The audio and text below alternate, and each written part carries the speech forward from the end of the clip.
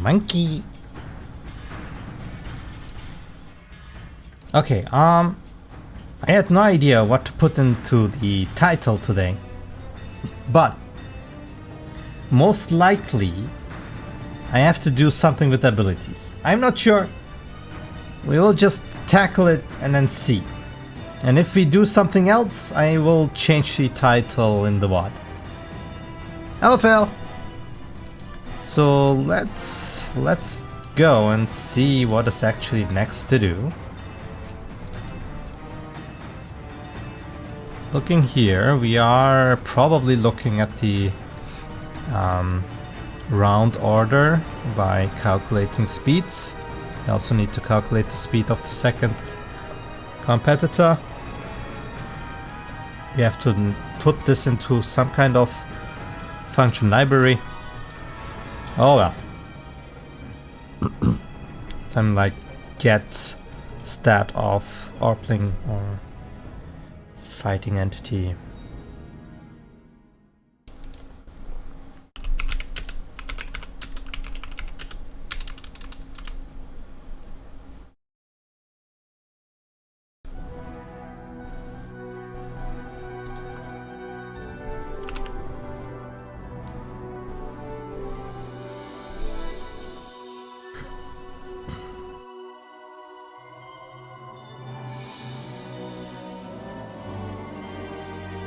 Interesting, we already had function like this.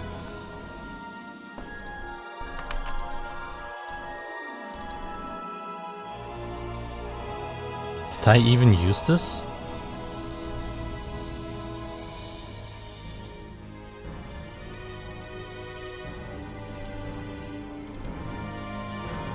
What in the hell? Oh well.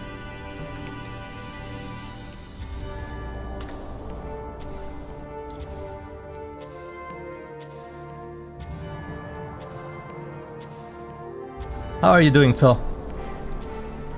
How was your Sunday?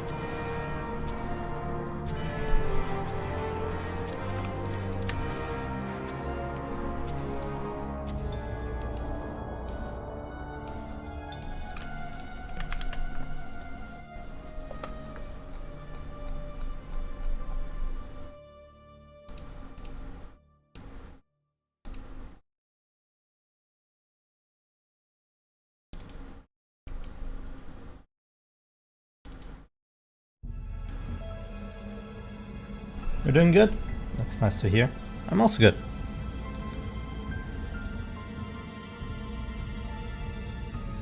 Still have a cough, but I am good now.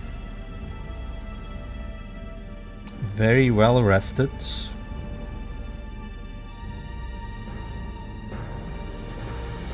I have to clean my glasses though. Can't see anything right now.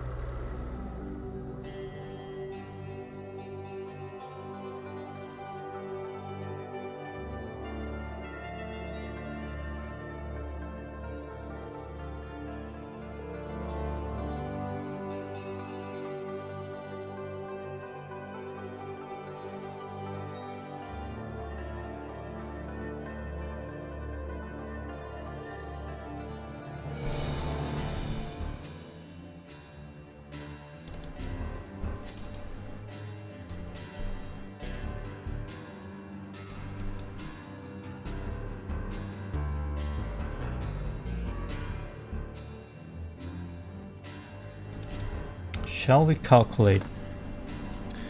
I mean, if I wanted to calculate, I also need the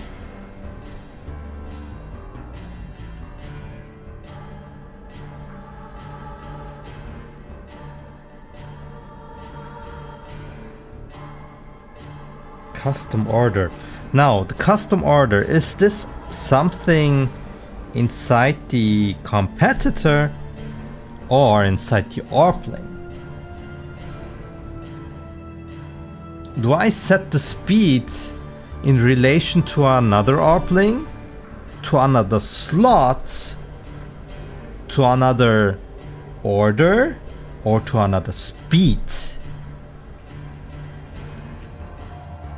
Like, do I set manually a slower speed?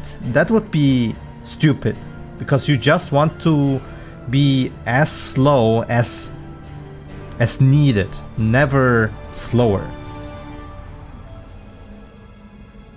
So we would need to have a choice between keep or take one of the others when possible, which is Orbling 1 or 2.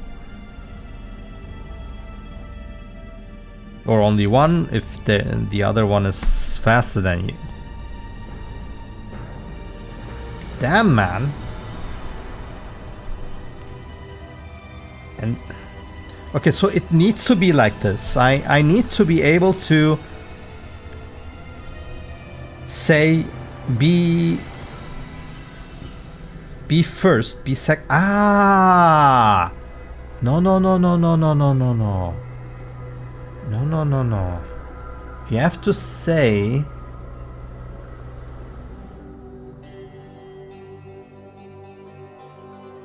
we have to be able to look at the front and then set the order, the wished order, and the speeds need to then calculate themselves in for that order. So this order needs to be set, could be set in the competitor and override anything that is always on it. So we save it on the competitor, then if we set another Orbling, it will automatically get that set order, which is of course dangerous if you don't pay attention on your own formations and just forget that you made something slower.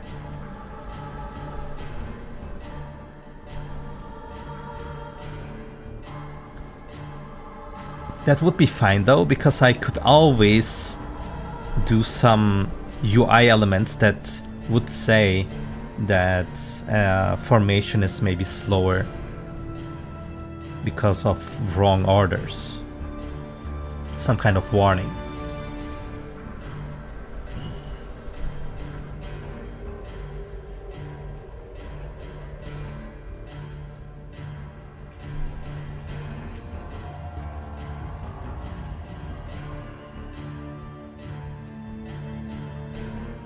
How would we then set this? Because normally there is no set, right? Let's open our trusty paint here. Normally you don't have a set. So you have like, we simple it down, and we have a front with 3 slots. Usually you don't set anything and there is nothing in there. But now you could say this should be the second, this the first, and this the third. Can I make any order to say I don't care about these, but this one needs to be last, or I don't care about these and this needs to be the second, which is a very stupid thing to do. Like, why would you want something to go second?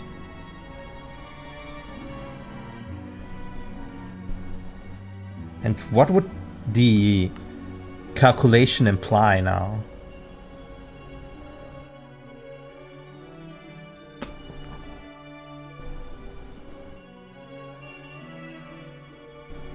It would need to force the fastest,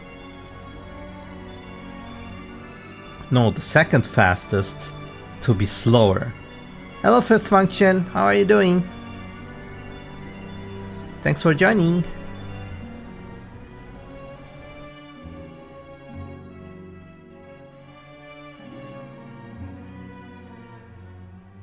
the easiest to calculate is probably if something needs to be first, which means anything that is faster than this one needs to be slowed down.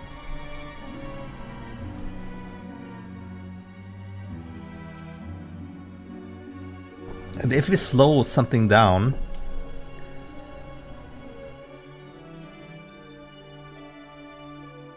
do we have any implications after that?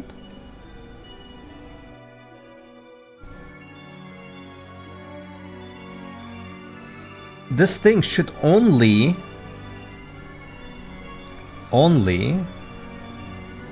impact the order of Orblings fighting and not their actual speed. What are you making? What you making? I am making a calculation for what competitor to start the rounds, and then on the 3 Orblings in the front, which one to fight first.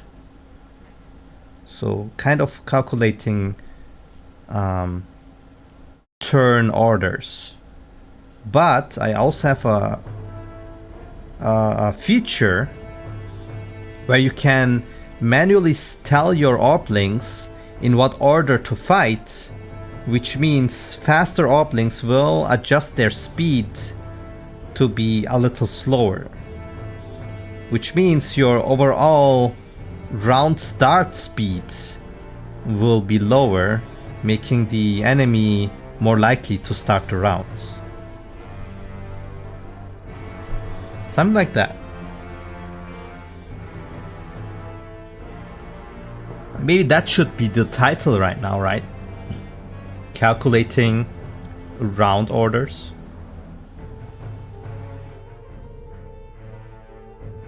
Right now I'm making how to say? I thought what game? In German you would say Denkspiel, but in English a thought experiment maybe.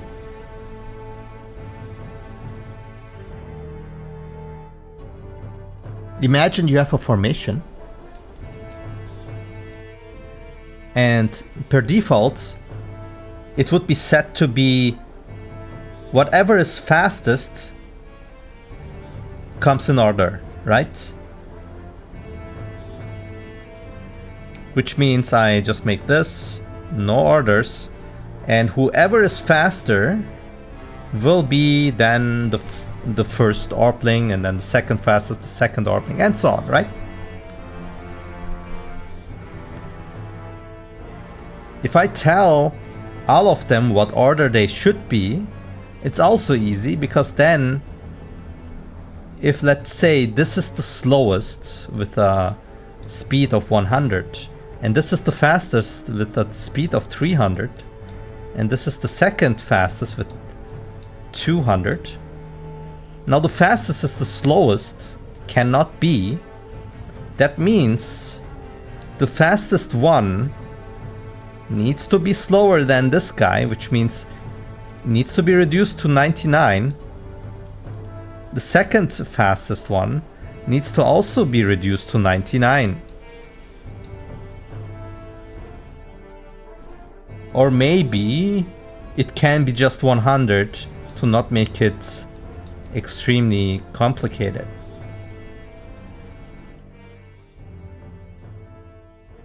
If something is the same speed, they can choose who is the first, I would say.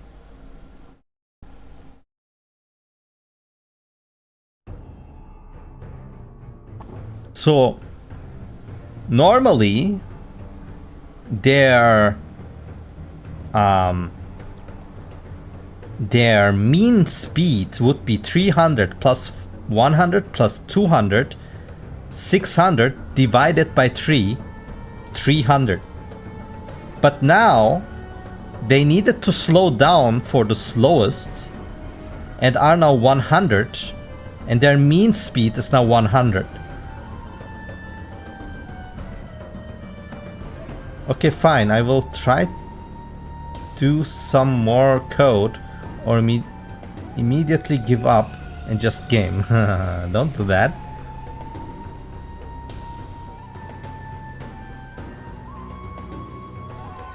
Put a timer.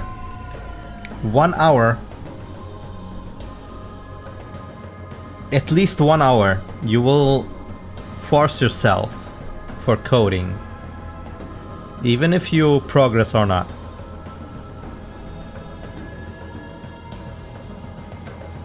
Suffer through that. And make it a habit.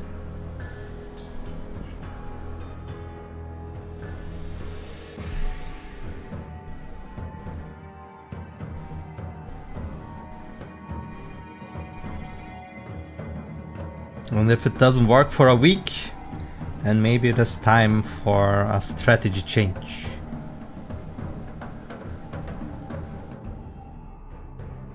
Maybe think about why you are even coding.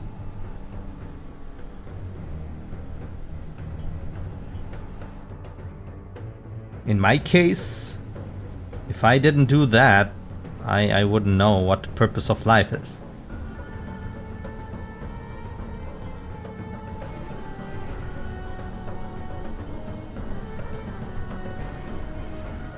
I would probably have to search for a new purpose.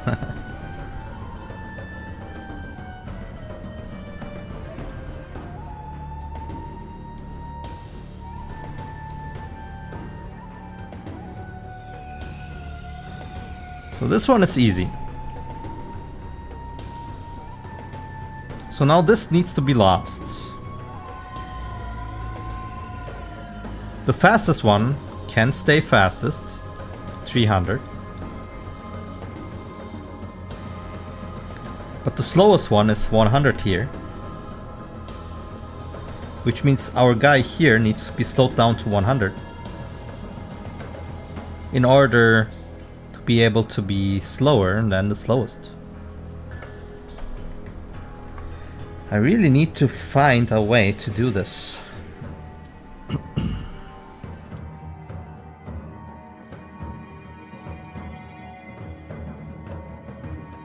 This is the same case, just that this one is implied to be the second in round, which means he again needs to be 100 to be the third one in order, because this guy will be the first.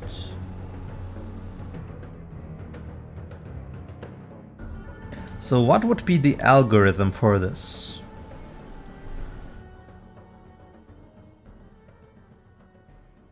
Check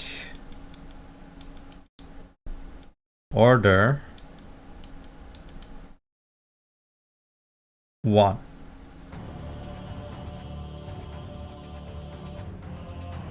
If found, then we have to do something. If there is no set order 1, take fastest. If not found, take fastest. Which removes it from the array to choose. Hello, Gargon. How are you doing?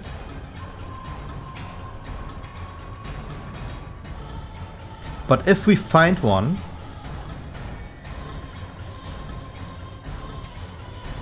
if found,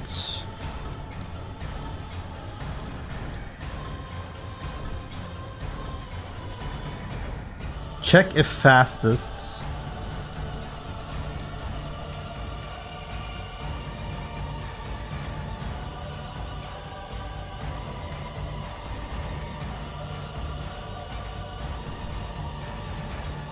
if he's not the fastest,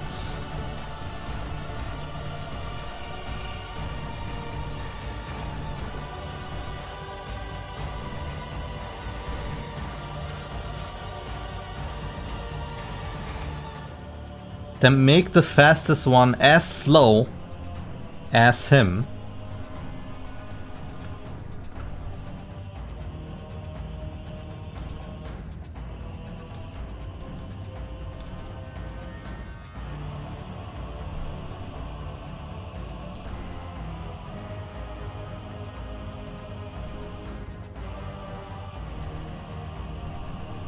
And check again.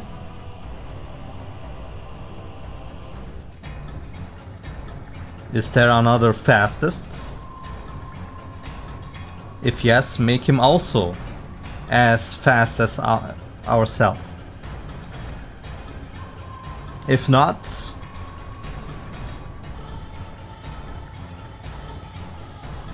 then congratulations. Put this guy into the order to play.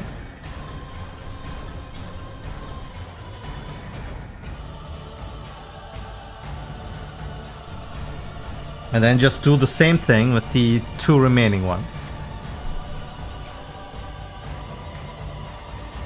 Something like that, right? And then we have to memorize. How's the monkey? Good, I think. Pretty good. I'm well rested. I have a slight cough, but other than that, I'm good.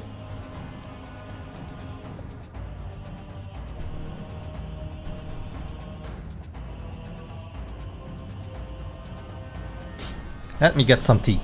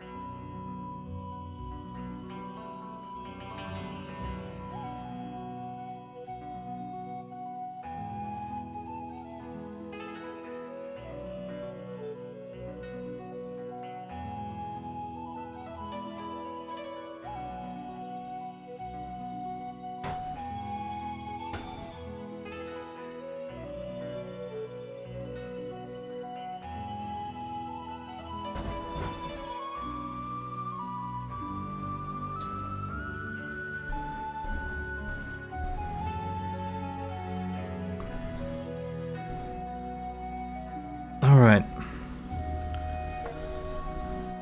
So, shall we begin implementing this? First off, we should implement a function to get the speed, the actual speed of an Orbling, which is this function here. But just, it needs to be inside a node, because we don't need that, right? So let's go. Battle, and then battle functions or something. Battle functions. And then we say get fighting entity stat, and then it can calculate.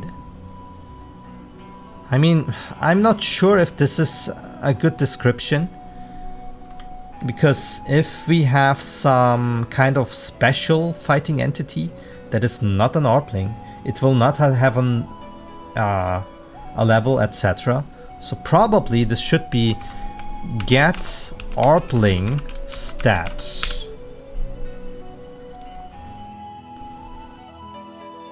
So then we would need to pipe in the Orbling.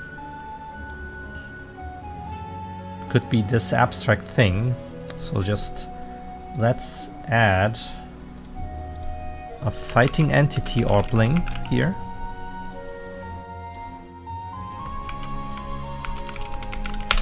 But then again... Oh man, this is bad.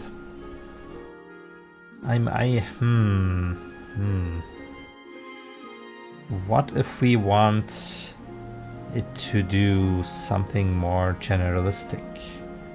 Like always get the stat, even if it's not an Orbling. Maybe we could do a chooser.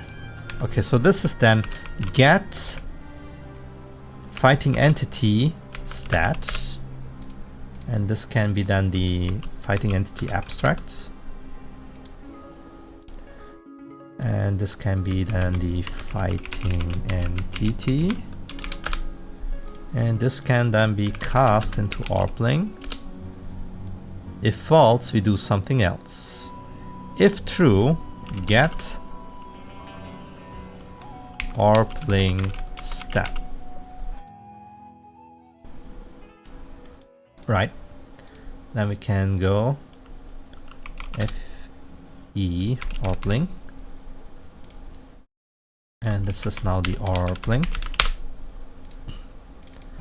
And then if it's true, we go here with this. Now we can get whatever the hell this is. So, wait. Orbling. Put Orbling in here. Get these stats. It shouldn't be speed here. We need to add what kind of ability it is. Or not ability, stat that is. Let's make an enum for stats. What do we call this? Battle stat names. And then we need HP, MP.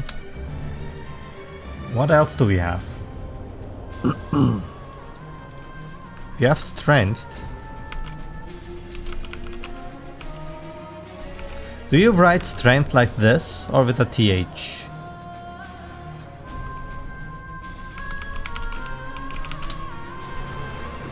With a TH.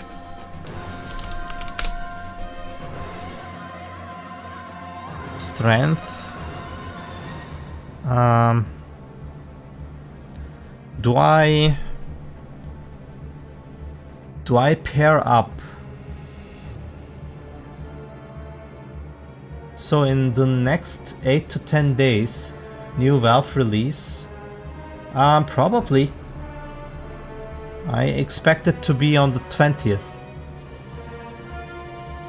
Which is in 6 days. At least the announcement should be in maybe on the 20th.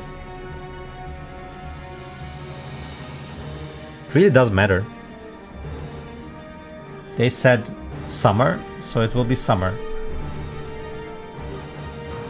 So should I pair up these stats into their counterparts or their contrasting partner? Like strength with intelligence or strength with defense? What should I take? Probably defense.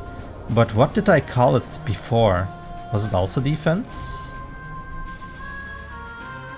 Ability requirement stat enum. What is that? I don't care about that one.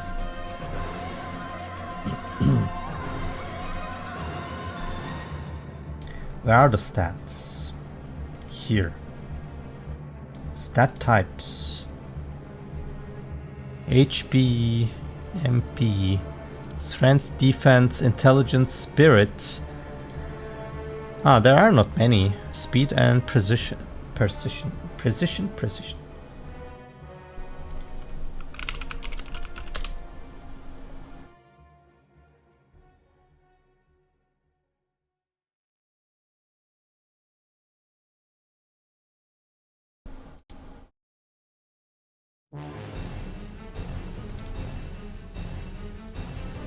Okay.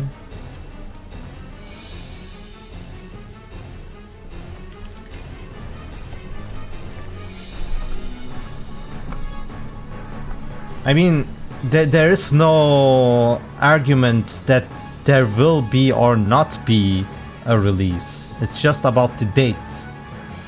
And no one besides Valve knows that date.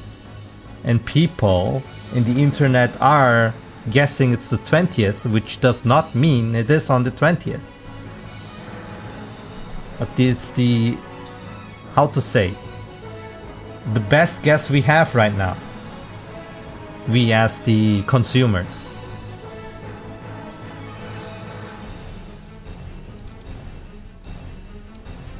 So, strength, defense, intelligence,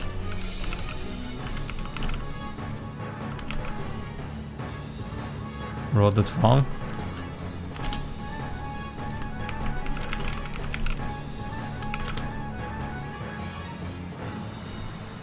Spirit, speed,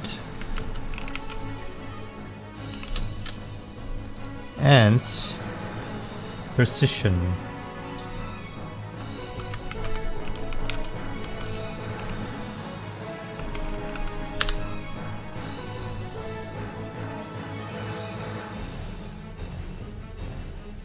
What? The summer sale is almost here again. Oh boy.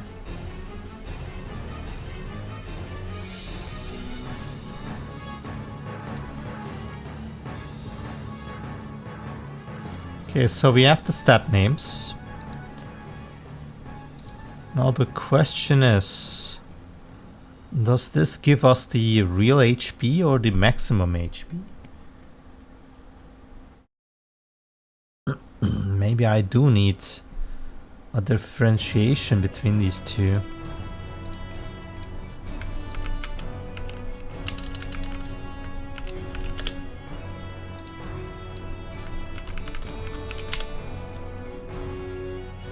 Although depending on... I don't know, man. I think that should give us the maximum already, and the current HP should be some other calculation.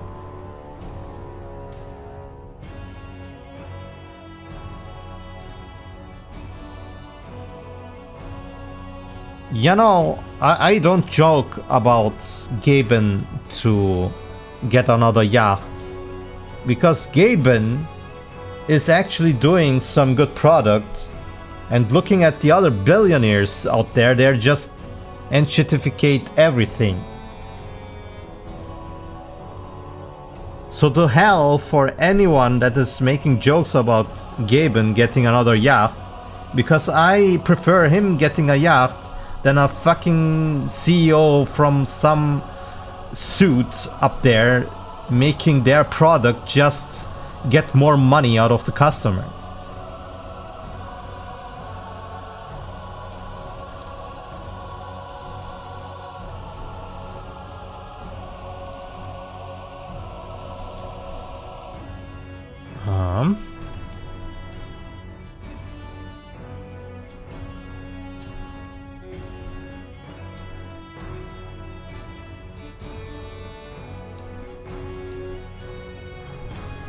What do we have here? Battle. What was it? Stat something. Stat names here. Stat.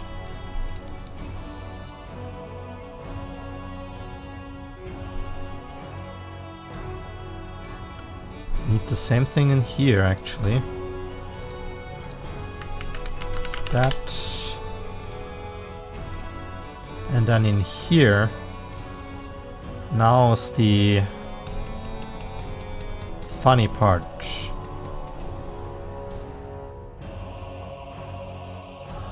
Do I need a function to extract the correct values? You know what would be perfect? I'm not sure. What context? Half-Life 3?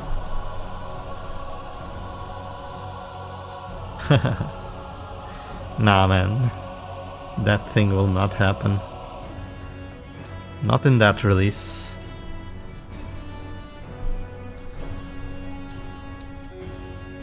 It would be dope though, imagine.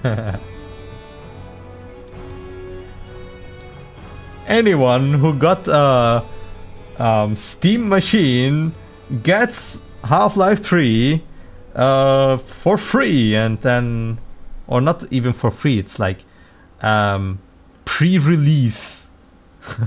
Okay. That would be really shitty.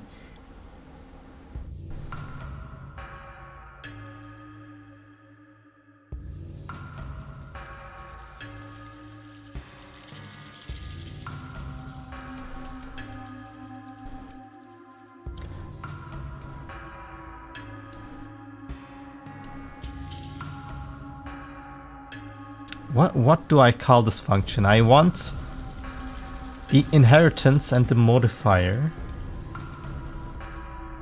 the min and max. Hey Scene, hello. So late that it's early.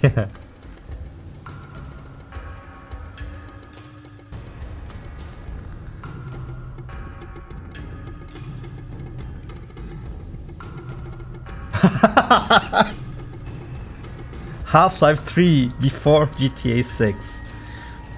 Now that is something. That would be epic meme.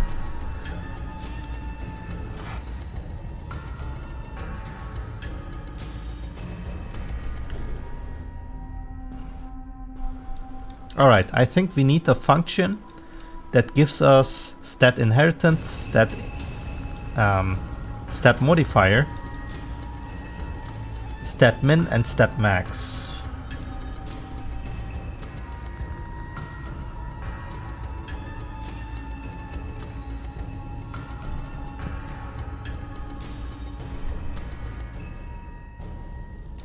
And we should call it get stat values of battle entity info or something like that. Get stat values from entity info. So we need battle entity info in there, which is battle entity info. We also need what stat battle entity info. Where is it? Oh my god, it didn't write battle entity info. My god, please. Here. Battle entity info.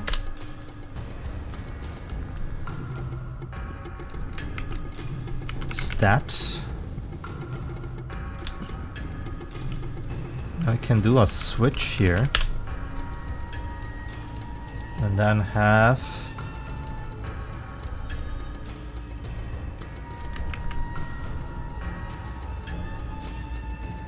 inherited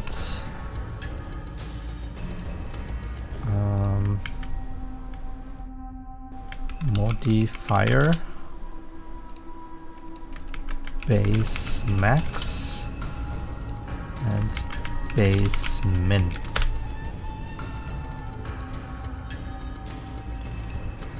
And now break Oh boy. Let's get HP first. HP inheritance. HP modifier. Battle and get. Break. Base ID.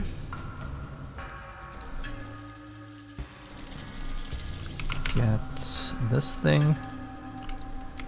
Break.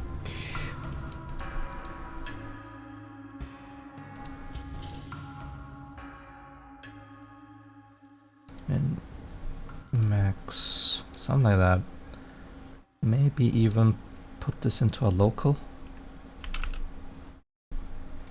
to make it more readable. Entity base.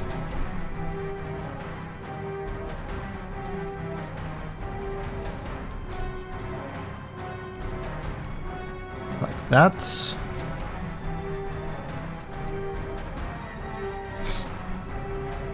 And then we have to make a big switch here.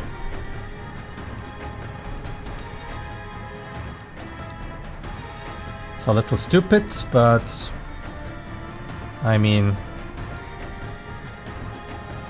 what else could I do here? Oops.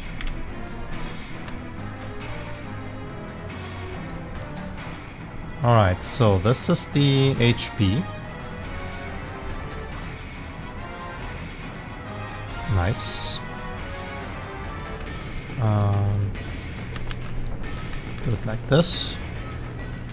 And now I just need to copy paste this down for the other ones and then just switch up the values here.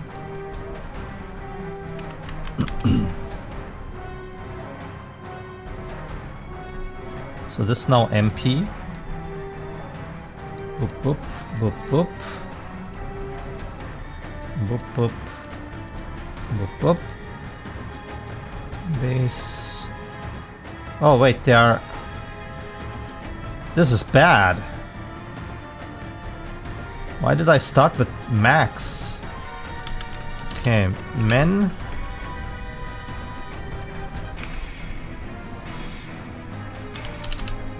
Min. Max. Probably, should I change everything to max min? Or is min max the way to go here? Oh god.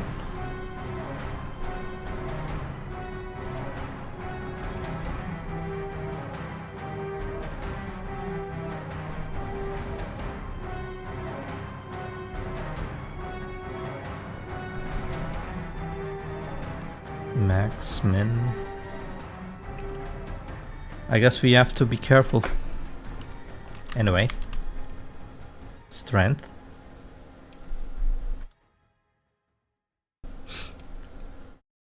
Coming in here.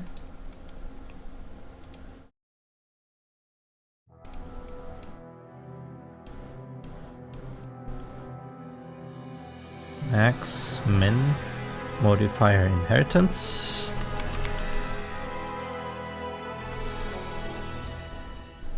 Now defense.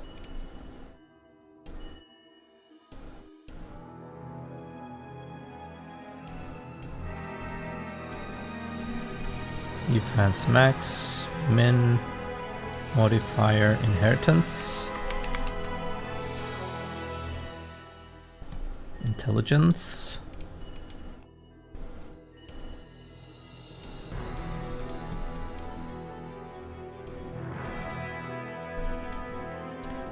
Max, min, modifier inheritance. Spirit.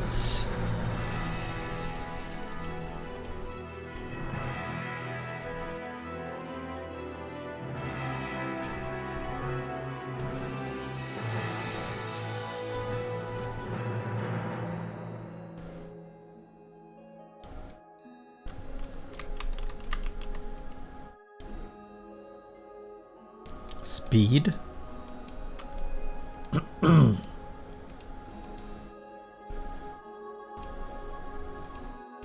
Almost done here. But see, now how are you doing, man? How's your game going?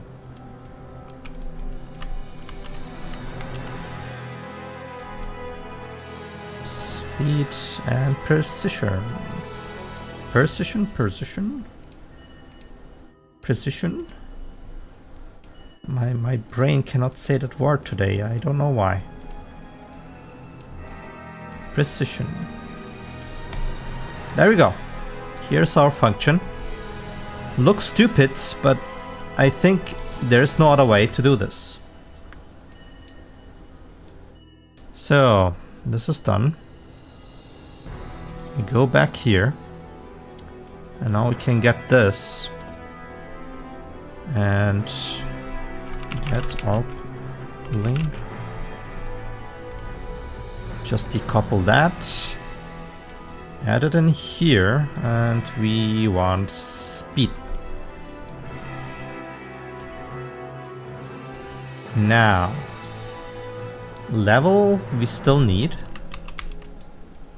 So this will stay there. The entity base we probably don't need anymore. That can go. Which means this will go. But, so max level.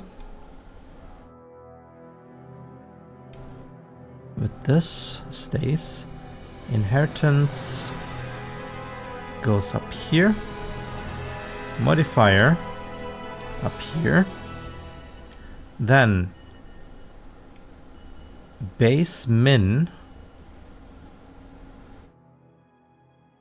doesn't matter, could be up or down, but I guess we put it in here, and then this thing in here, and then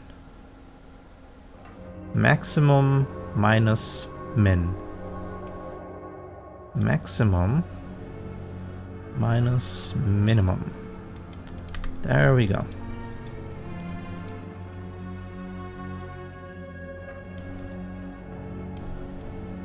So this is nice.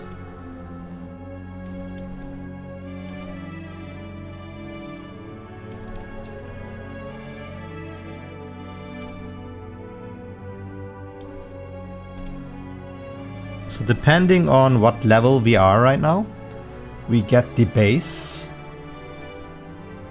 and in relation we get a value between the minimum and maximum from max level to what level we are, and then we add the modifier and the inherited value of that stat, and then we get the true stat, which we then, of course, need to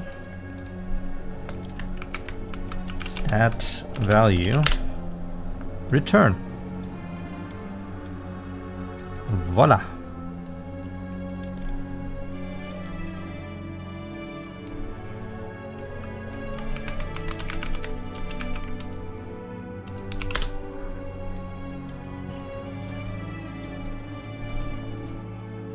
So if the cast fails, we need to implement something else, but for now I will just say error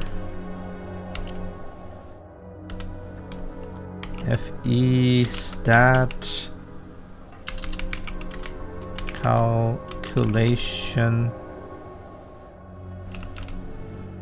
outside of Orblings not implemented yet. So if we ever encounter this failed cast, we will get this error.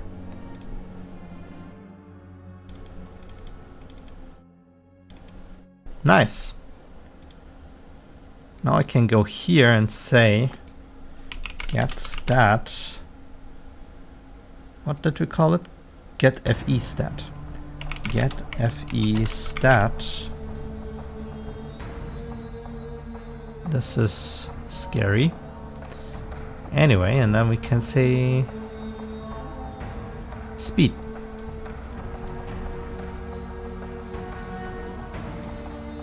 which means we can delete all of this.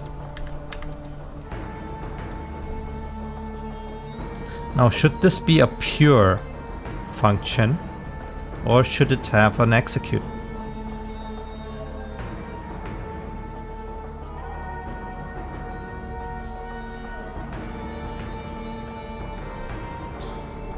Speaking of, what is the actual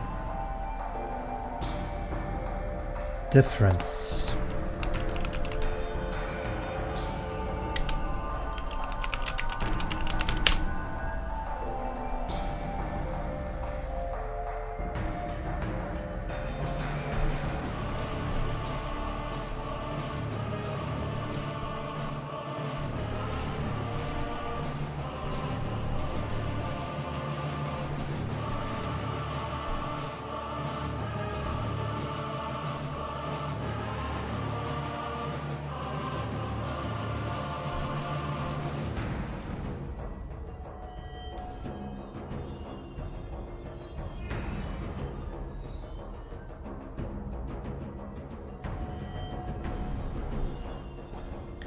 The state or the members?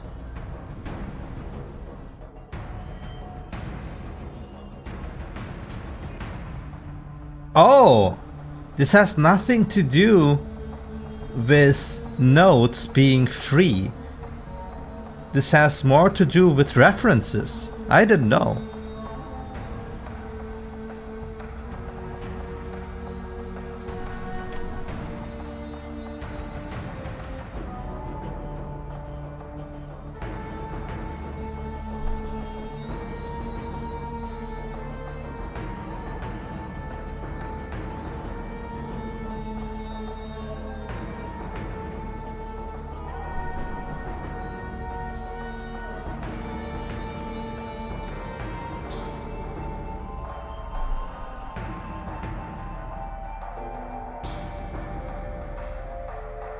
Pure functions are wired to the data pins and are automatically executed by the compiler when the data relying on them is required, which means every time this thing gets called, it has to execute.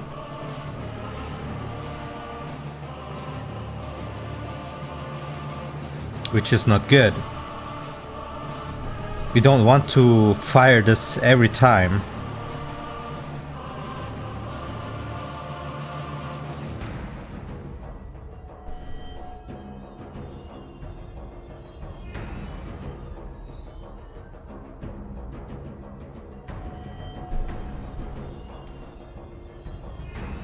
But now I'm curious.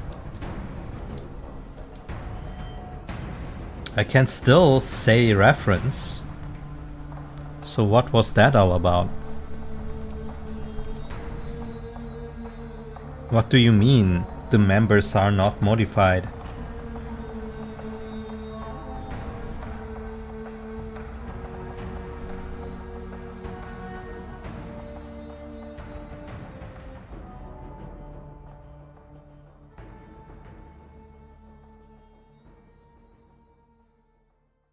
Is it more like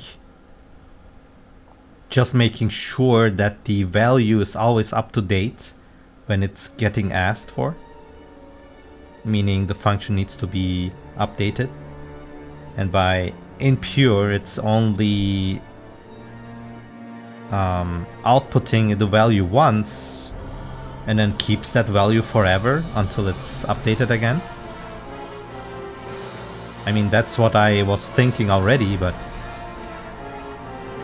which means not thinking, I knew it was functioning like that, but what does that actually mean?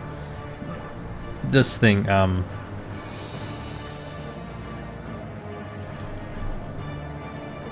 this here. Promise not to modify states or the members. What does that mean?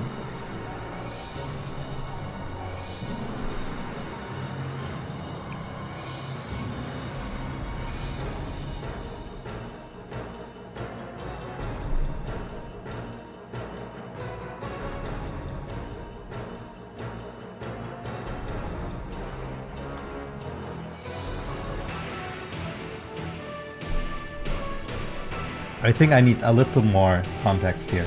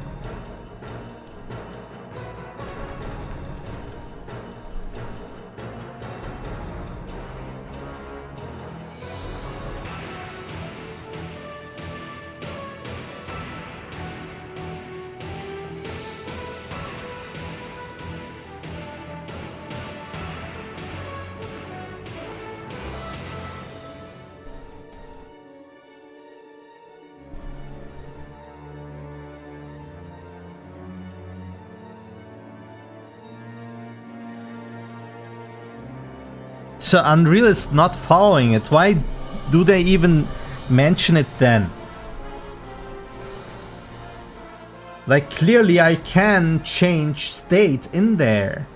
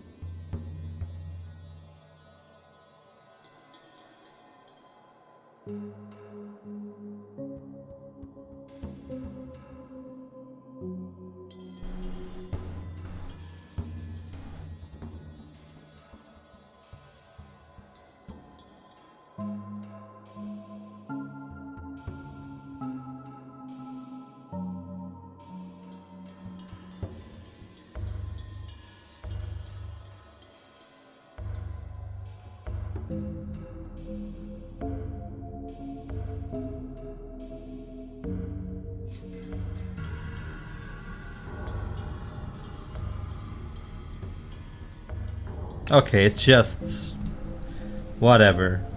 It's Unreal own interpretation again. Whatever then.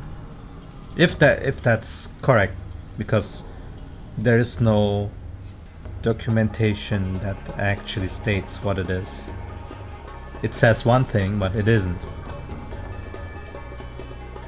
Whatever.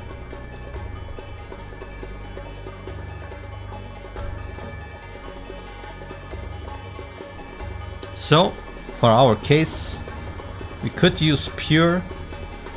That's fine, but I won't.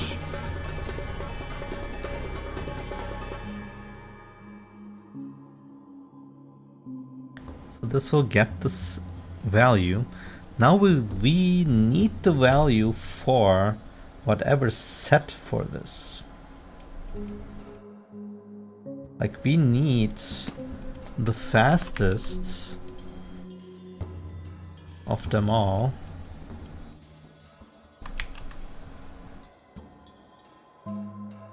I guess.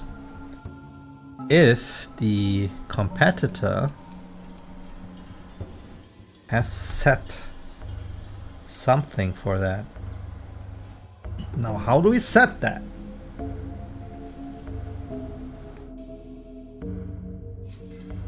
Maybe how do we set that is not the correct question here. We need a value in the competitor instance, info, whatever, in here. that has the orders for every single front.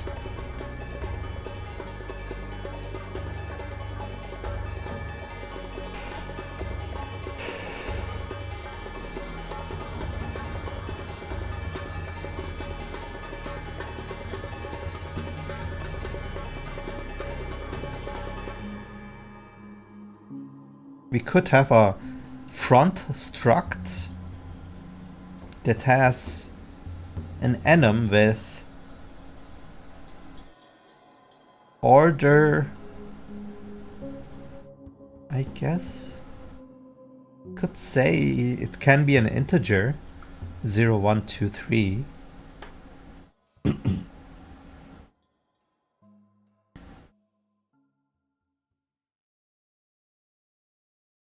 This is okay, I think, then, because then we could also set just a number, 1, 2, or 3, anywhere. It could be 2 ones, which means these two need to be first. And then it doesn't matter which one is first.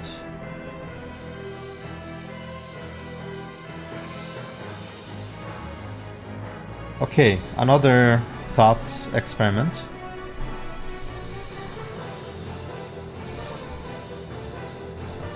Speed is 100, 200, 300. I want this to be first and this to be first.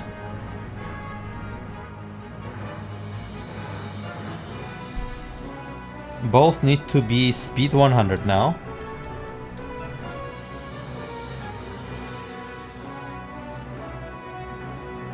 Who is actually now in turn?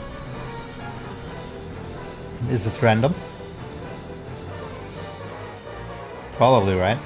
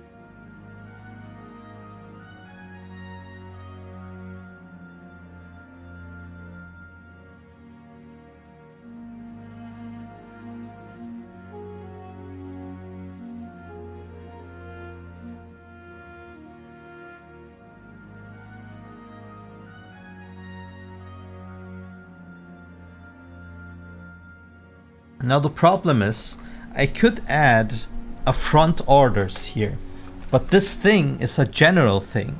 This is not only for summoners. If I say front orders, then it doesn't need to be the front. I could then maybe make it a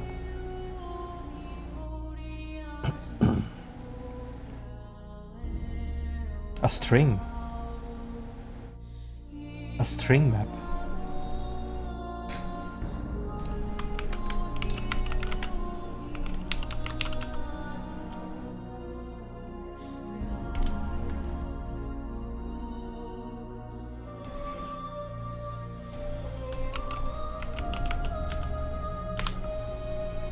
And depending on what front it is,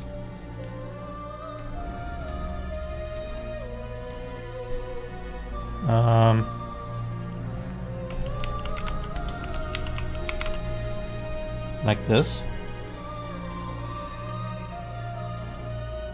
Now we just need to enter the correct front name and then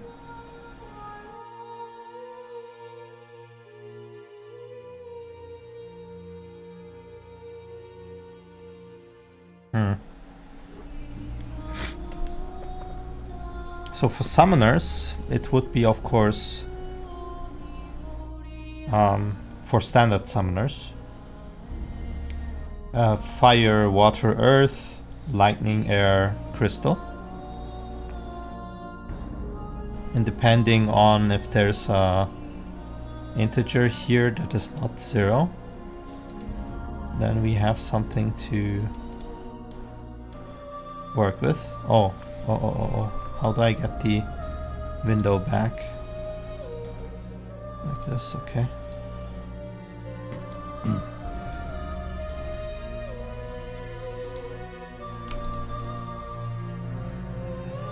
So the competitor now has that info in there.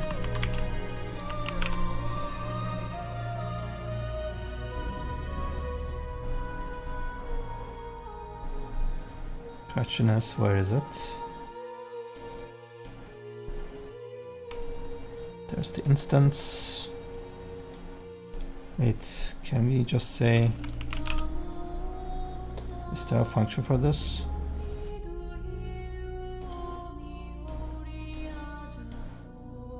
Where's the call stuff? Call. Here, initialize on is complete array. Okay, so we don't have it. Could write one. I think this is probably better.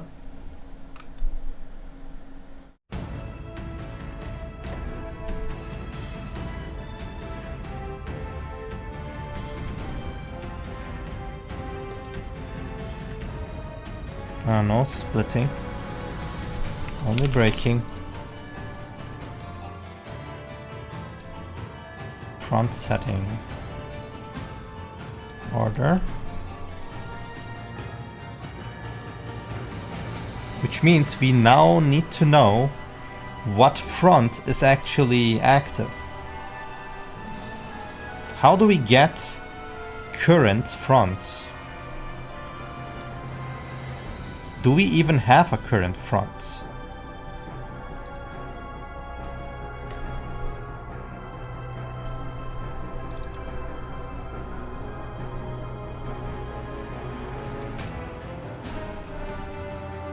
We have a current front element that we could use for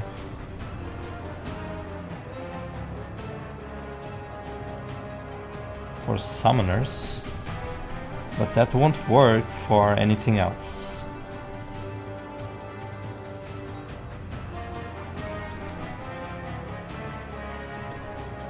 So we could say current front ID.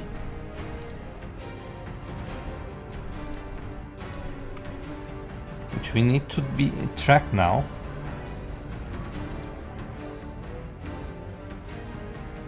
But if we want to keep this general, That's the way to go.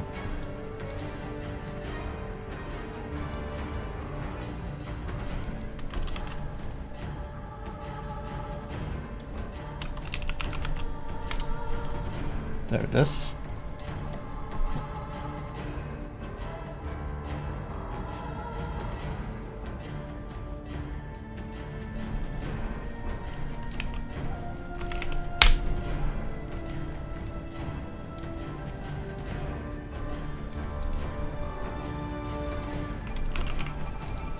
And here are the things.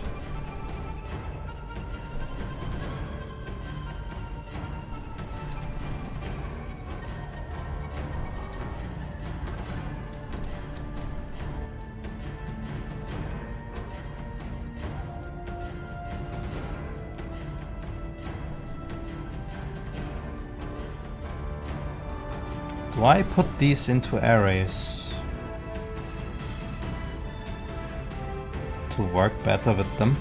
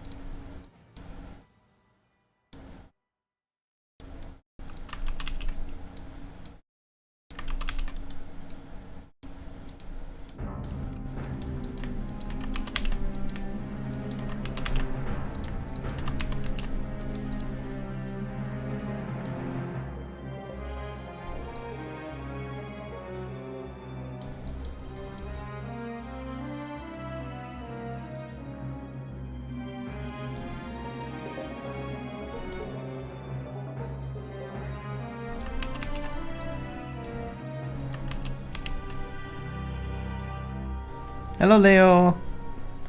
How are you doing?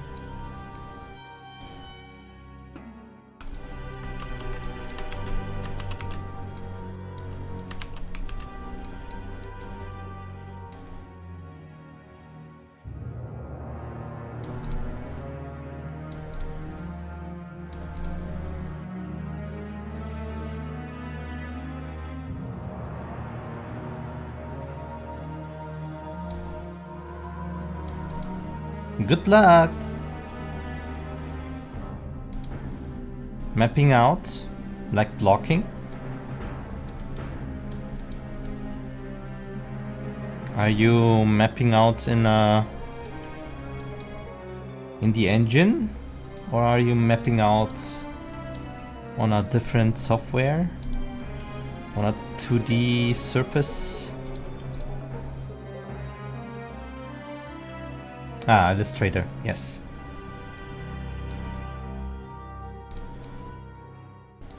So in the process of level design then,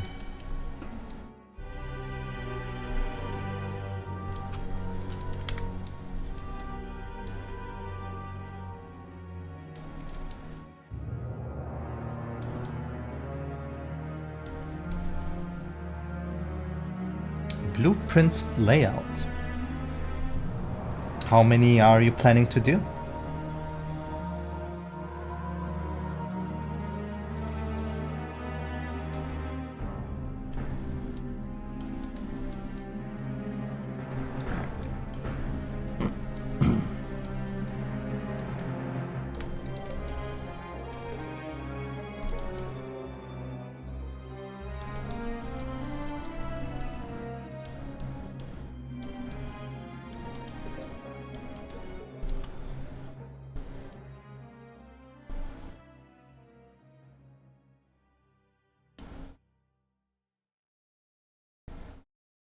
So this can be a function. Question is it a function in here?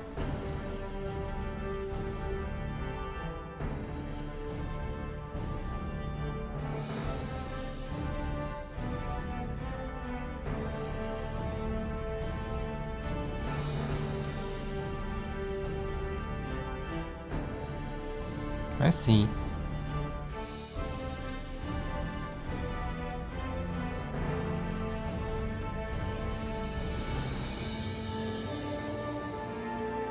Are you doing something procedurally generated or are you making something by hand?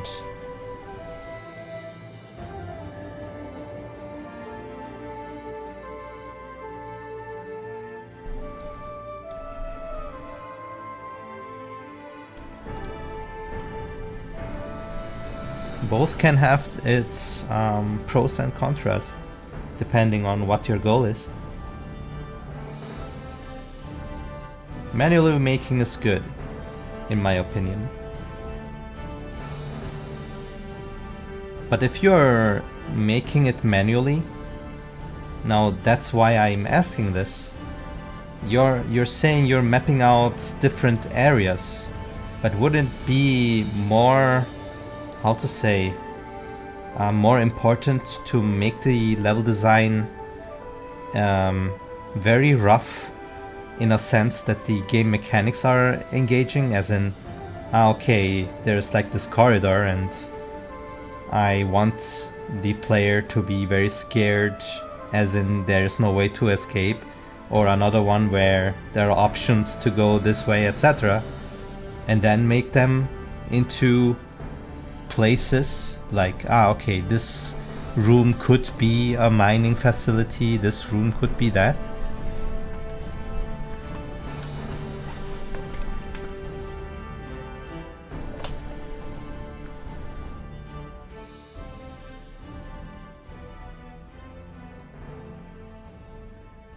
Like first make a map that flows pretty well and then add the flavor?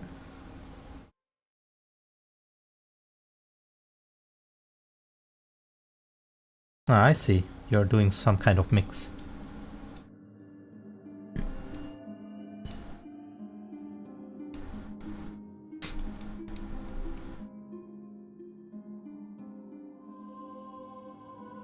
So I should probably make a function out of this, but let's figure out how far this goes. Now we would know that this will fill it with something, which means we have to check this, how many things there are. If it's empty, if empty, if it's empty, we have to go by fastest.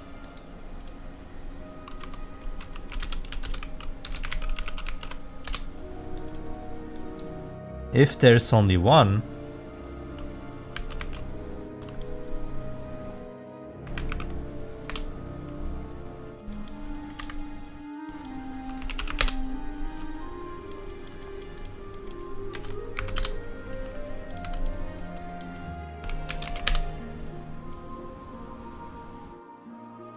then it's getting complicated. Effectively, it's a third-person fixed camera style, similar to old Resident Evil games. Yeah, like Signalis, Silent Hill, etc. I would say. Dino Crisis.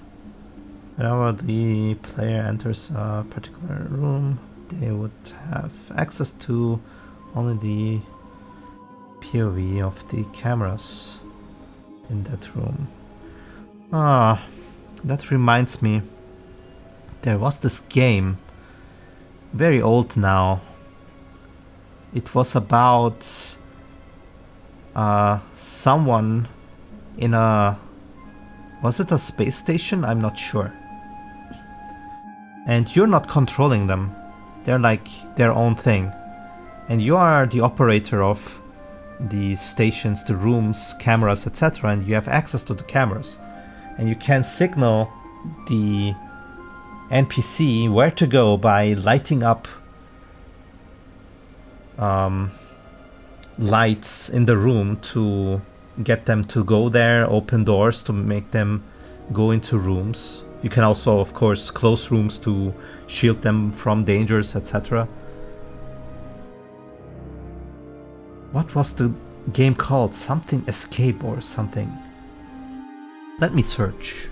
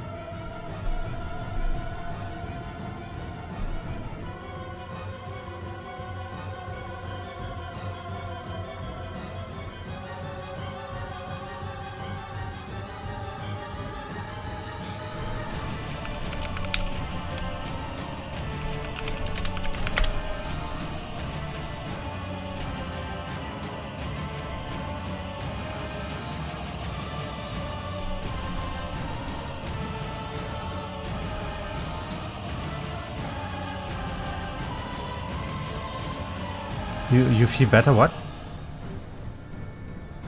I was tempted to do something like that. where you play as the facility AI system.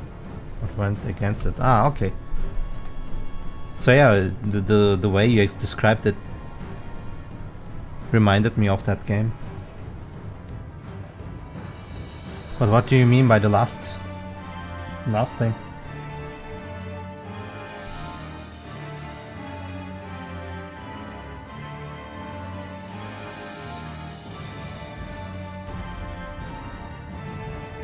What?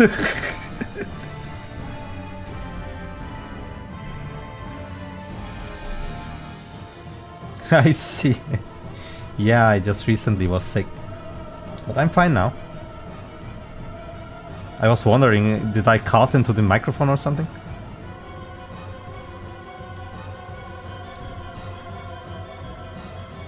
I can't find the name of the game.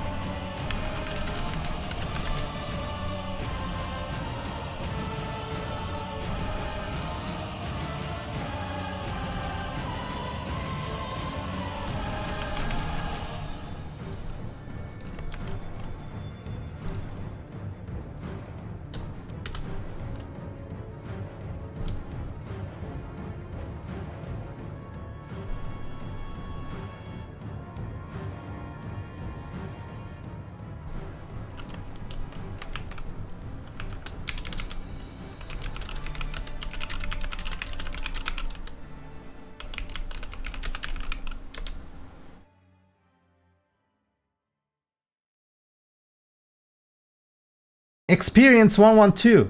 That's it.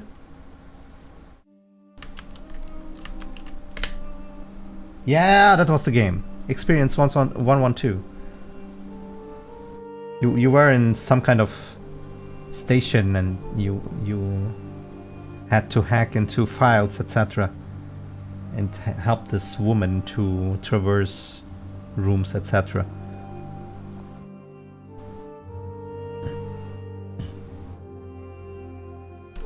Here's the name. Very old though. And I remember the game at the start was nice, but at the end, where you're actually at the part with the revelation stuff, that was executed very bad. I don't want to spoiler, but it is an old game, so I guess you can look it up yourself. It was nice to play though. It was refreshing at that time.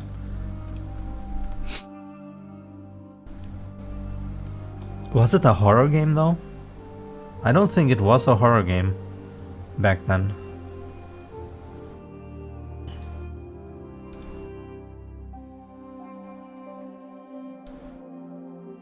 So this thing is now rather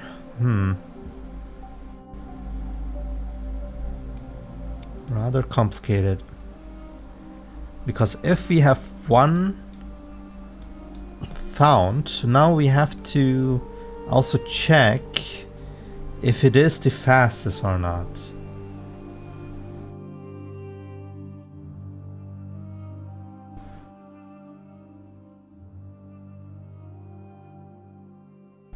Yeah, the problem with you would have been probably that you cannot control what the NPC experiences, as in you cannot just tell it to dodge, etc. It would be very, very, if you find the alien then you're dead kind of thing. What's the game you're working on? It's a monster collecting RPG. It's how to say? What's the word here? I always forget words when I need them. Inspired. It's inspired by an old game. It's called Jade Cocoon 2. But my game has no name yet.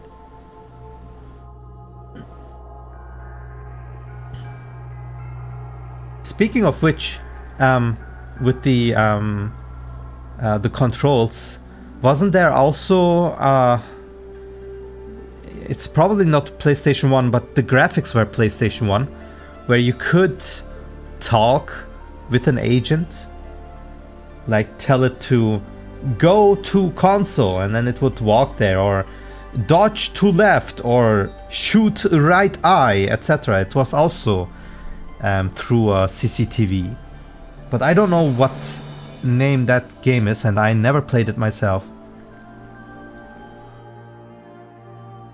I just know that some VTubers played it rather recently, I guess. It was fun to watch. Yeah, me too. So there are a couple of games that actually took the viewpoint and made it into a mechanic, as in bound it into the atmosphere, as in CCTVs, and not just a abstract camera.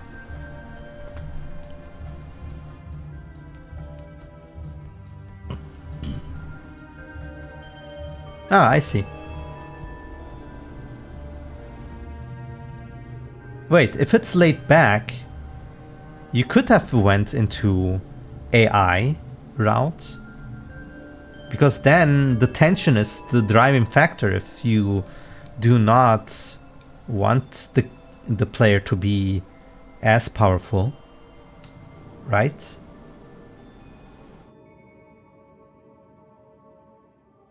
Why did you decide against it then?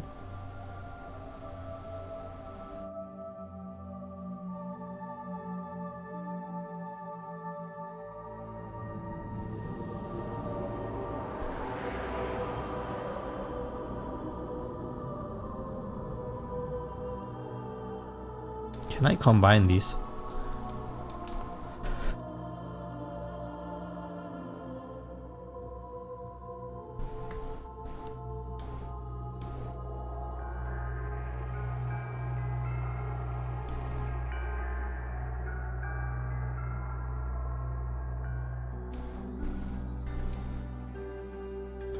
Should I put these into an array too? And then just check them? Problem is, with this I don't know which one is which right now. I think we need to make this into a map.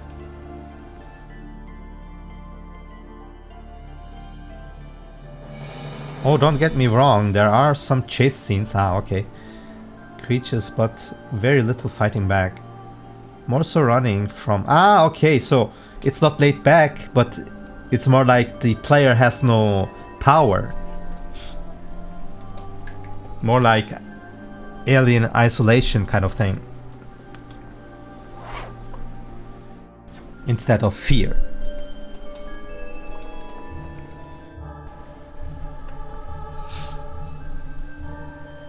I see, I see. Are you going for an old style graphic? Old graphic style? Or are you going for more modern?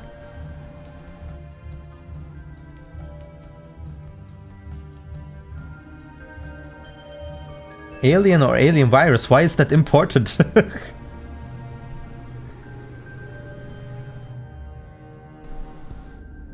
I see.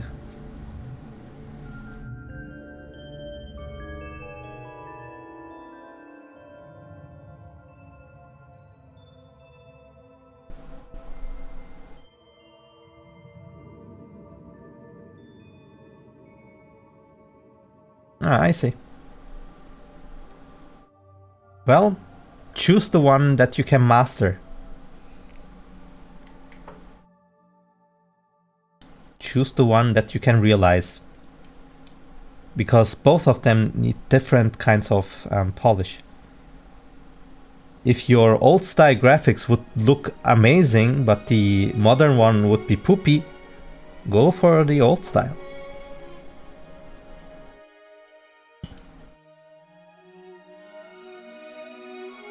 The problem with modern graphics is there's a high ceiling, and depending on who you're catering with, there are some angry gamers out there.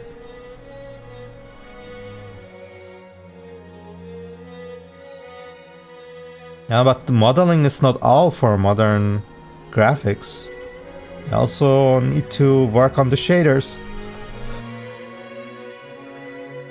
and post-processing and all that. There's a lot to do there. Depending on what you're doing, you're opening a Pandora's box. You might need a team for that.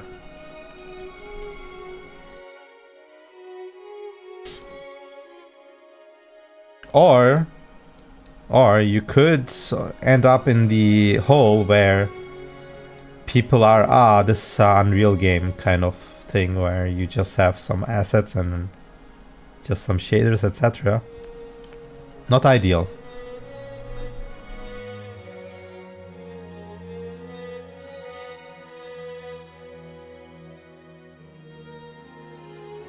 I wish you good luck with that.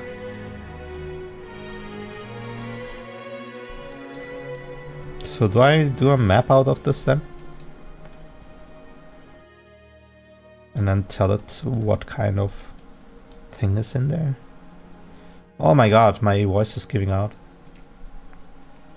I might need another tea. Give me 2 minutes.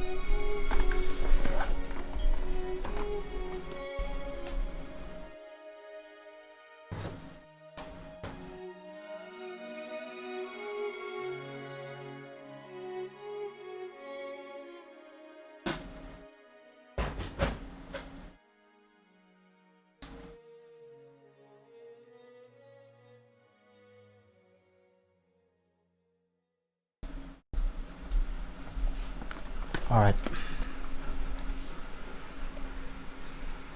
There is nothing I can do, I guess. Here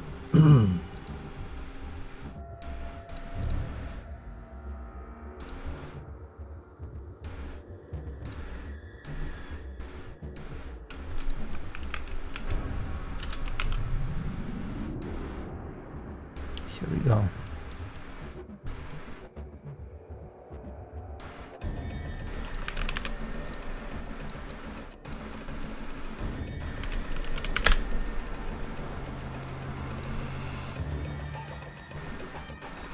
Yes, I also need to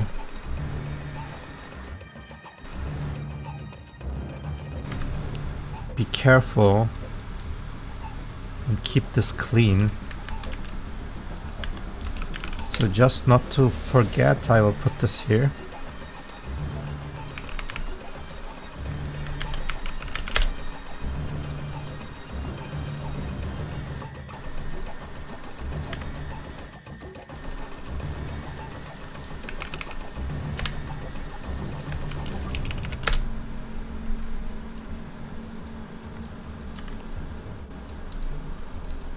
There we go.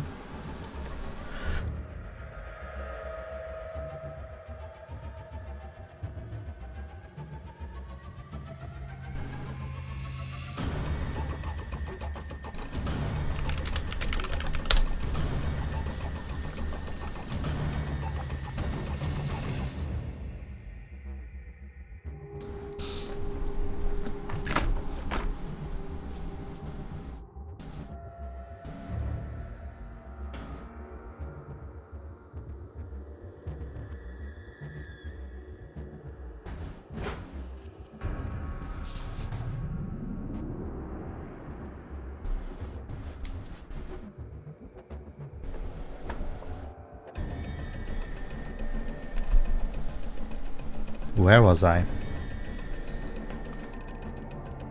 Oh yeah, we got the map now.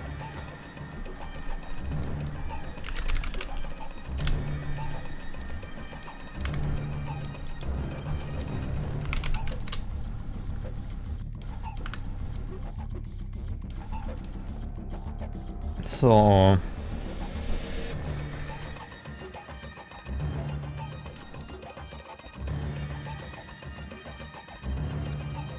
the first round we have to check both.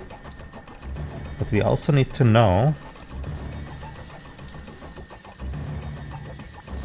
which one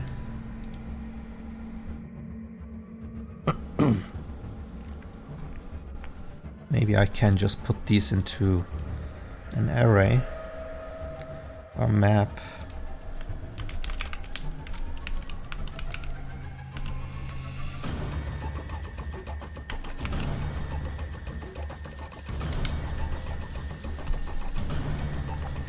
Which means we also need to check if they're actually valid.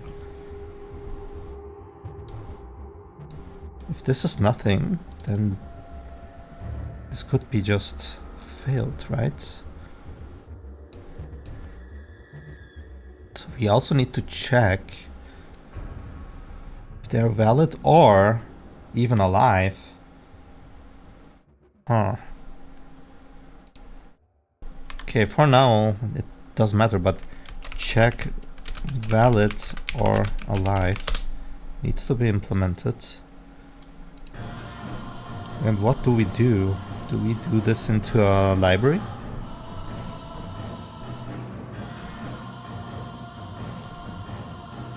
Maybe.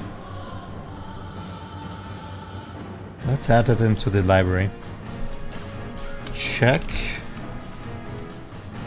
fighting entity valid and alive. And for now it's not implemented.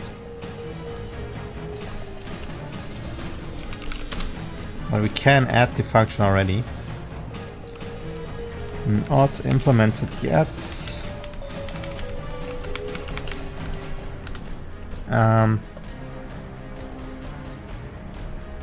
Valid and alive.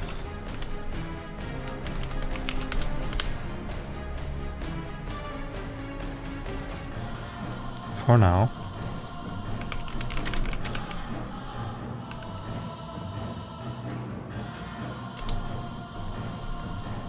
This needs an abstract FE though.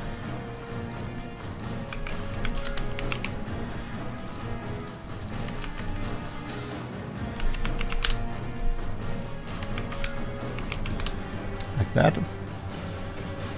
God, my voice, it's gone. What's the objective? Of what? My current task?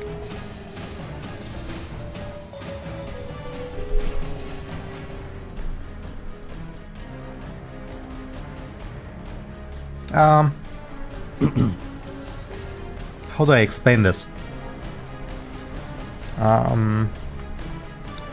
You can imagine my game to always have 3 slots facing each other. And on these slots can be some kind of entity. It can be my monsters or something else.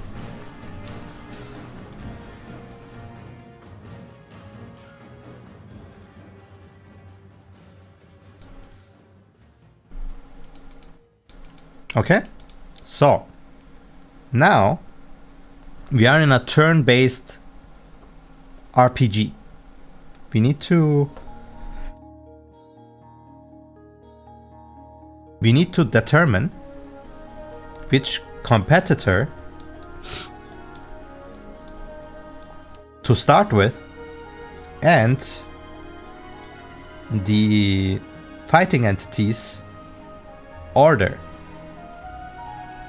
So first I need to check if the speeds of both, the mean of them, which one is faster. The fastest competitor begins. And then check which entity needs to start, which next, and which last. Now, the easiest thing is, of course, these entities have a speed. We need to calculate their mean, etc., and then we would have it already. Now the problem is the player can tell,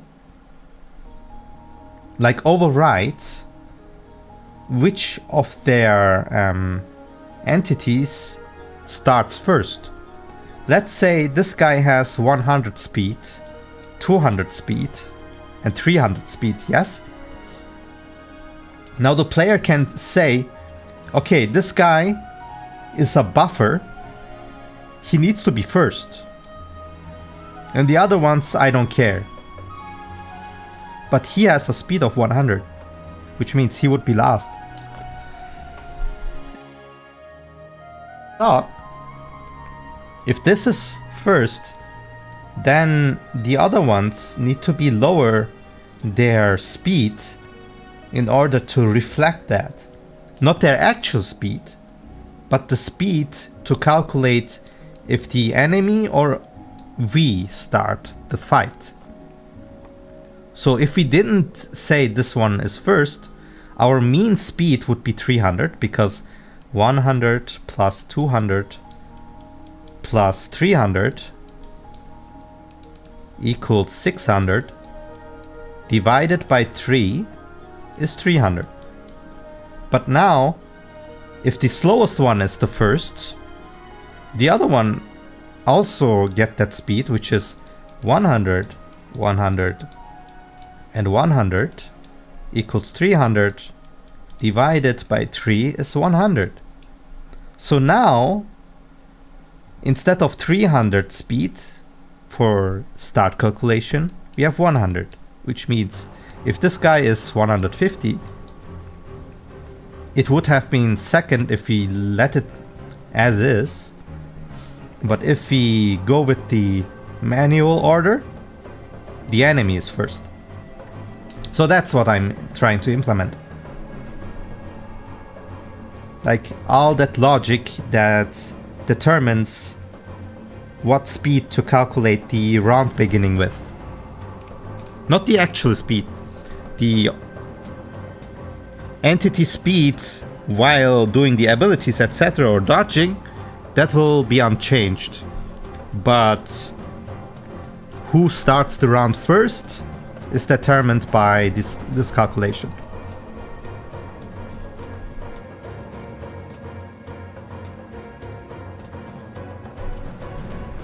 And right now, I just found out, yeah, okay, we have these entities, but I'm not sure if they're even alive or set.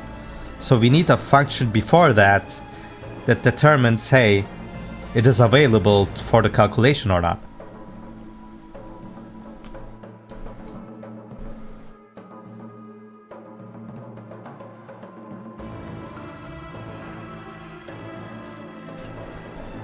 So I guess the front... Ah, now this is bad. Because this is only one competitor, so we need to make a function that is generalistic here.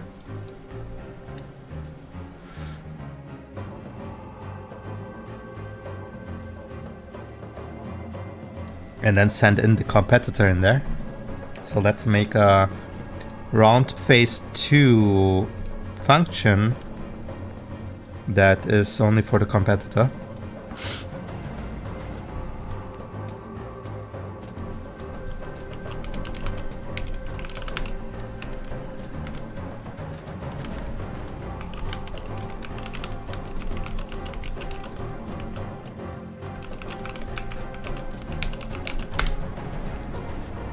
Then we can say competitor.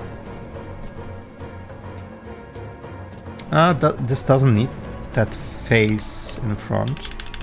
Can be just a function that's called that.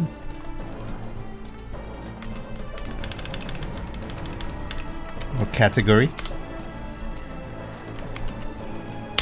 Like this.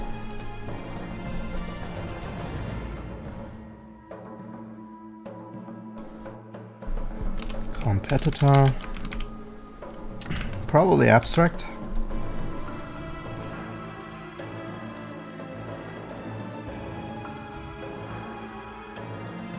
This one, right?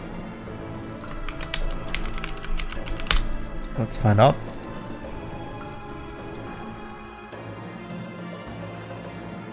Yes. So this goes in, and now everything goes in there.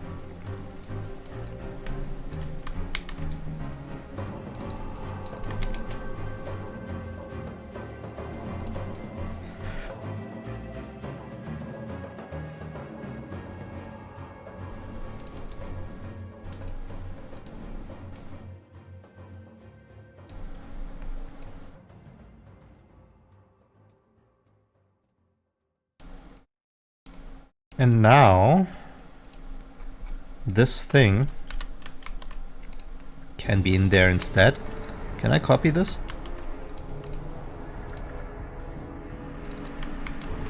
I can, but it doesn't make it local. And that's funny.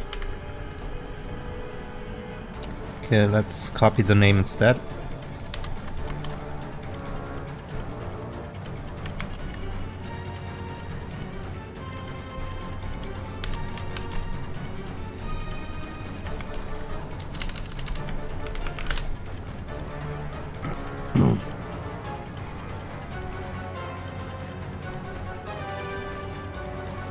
So now we can check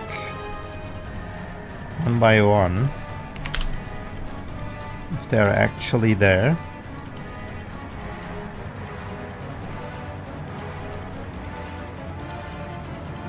And if yes, we can say add lefts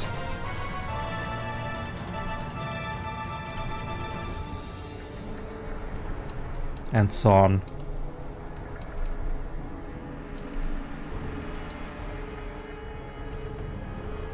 So for now, this should be always true.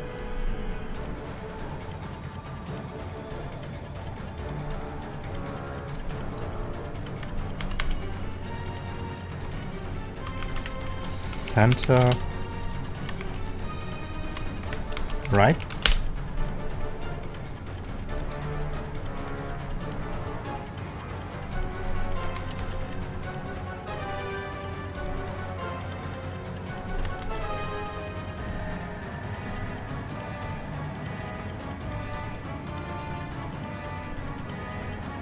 Oh, come on. There we go.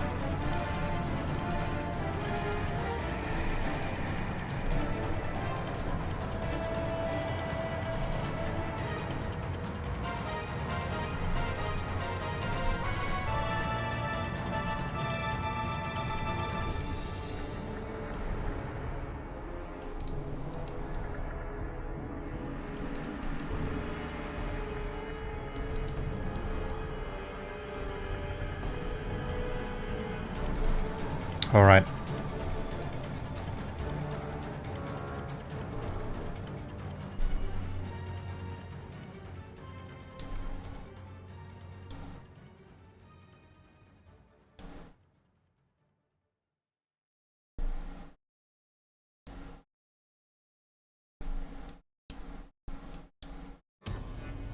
What do we do if all front entities are gone?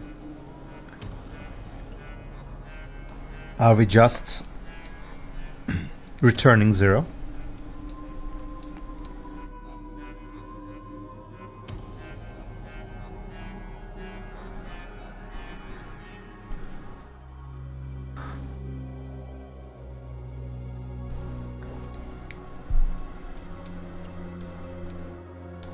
I guess the competitor could need a current speed or something.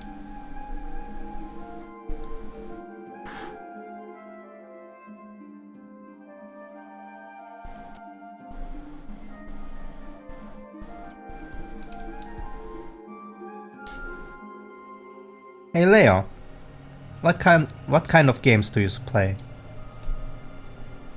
I'm assuming you're playing games when you're making games, of course.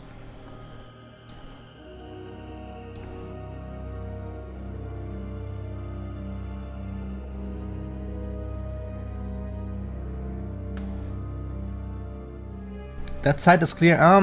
I don't think I need it in this place here. That would be probably determined beforehand. I need to see where this goes. Because here I'm just calculating inside the competitors and add information into the competitors. I think the function can just die off. That's fine. I don't need to know if it's alive or not.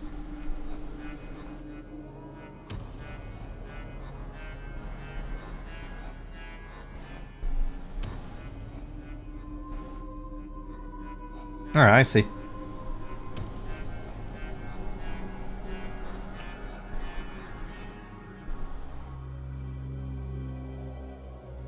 Interesting that you're mentioning these games though. You're building a different game.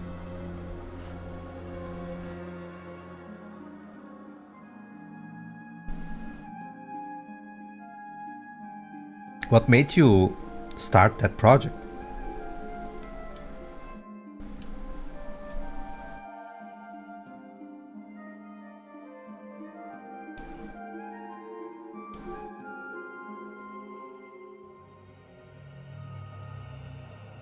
What was the first game?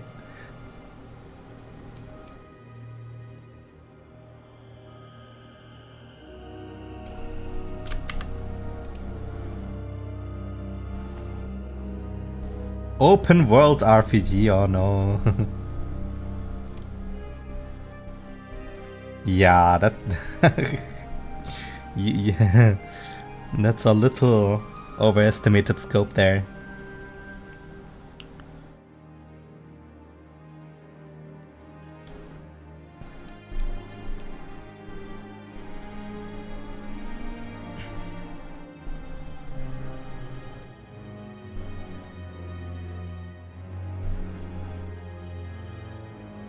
Number 10? As in your 10th game, or as in 10 times less complex?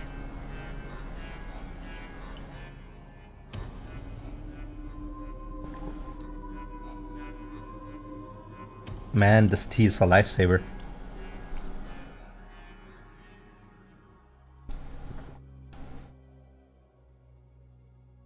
Ah, I see. The number on in front threw me off.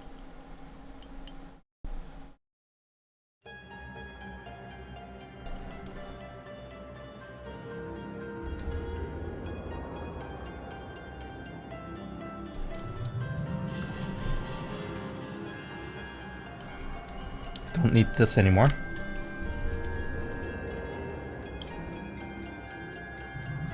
Speaking of, probably don't need these anymore too.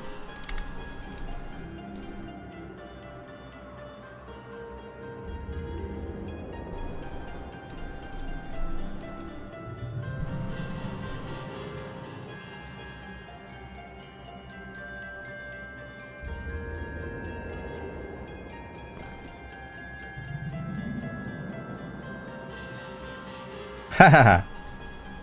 I know one of my viewers called Frost, who made a similar game, what you just described.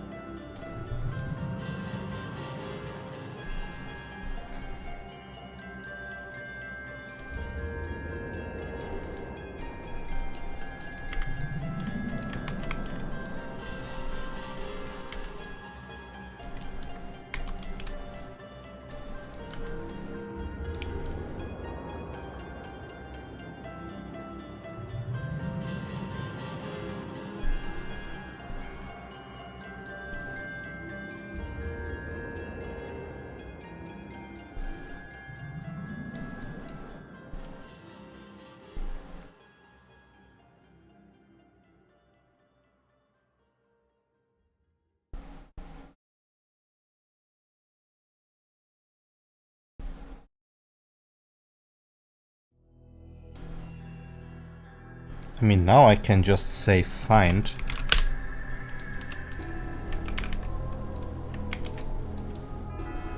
If true,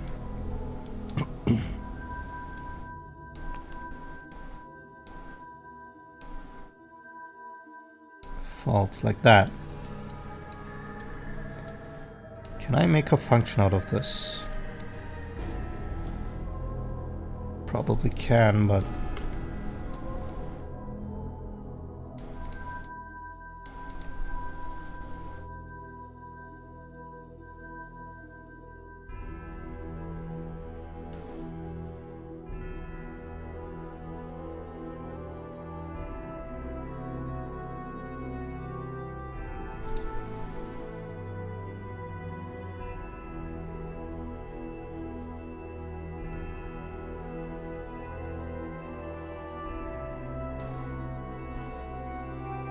check order and fill, maybe.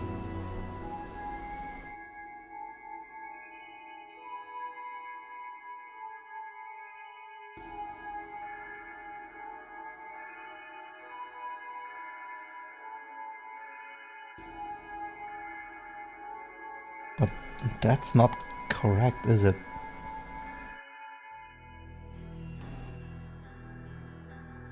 I think I'm doing it wrong here.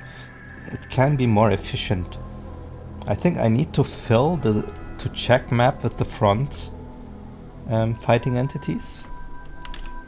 And then, depending on if we find things and calculate things, we need to remove Orblings from it. And then we have less things to check for the next round.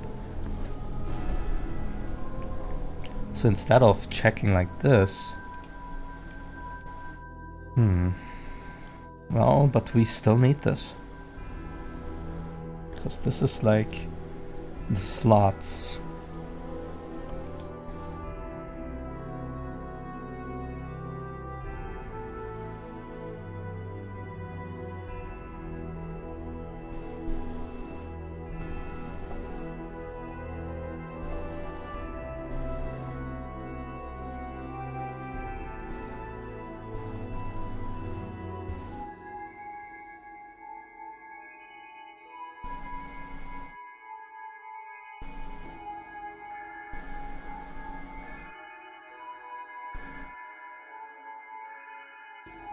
So what we could do right now is we could do this for now and then say find left and then if true, what do we do then if true? Yeah, I would need to add it into another map, so it doesn't make sense actually. So this is more correct.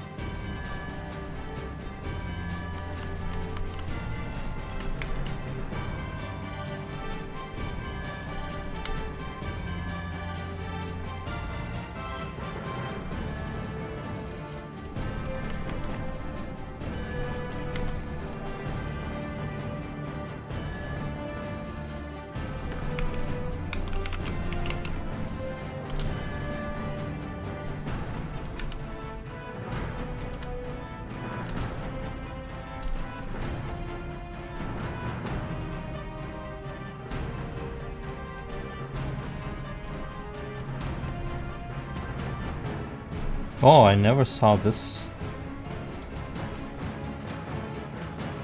symbol before. I think this is a bug, isn't it?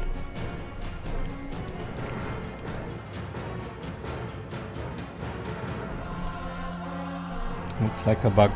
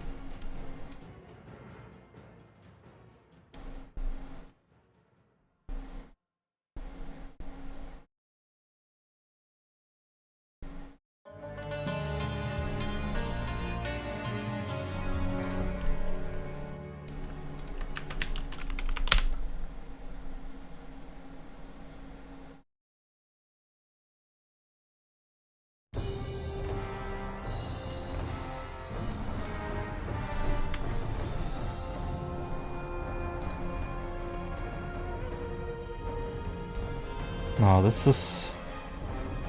I don't want a switch here.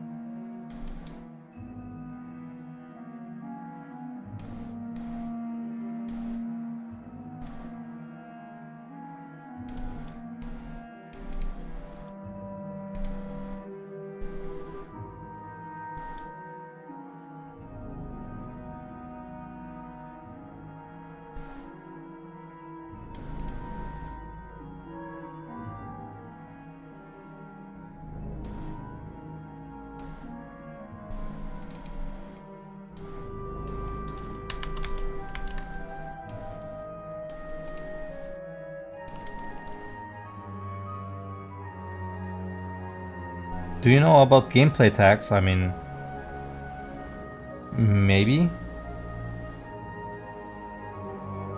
Depending on what you mean.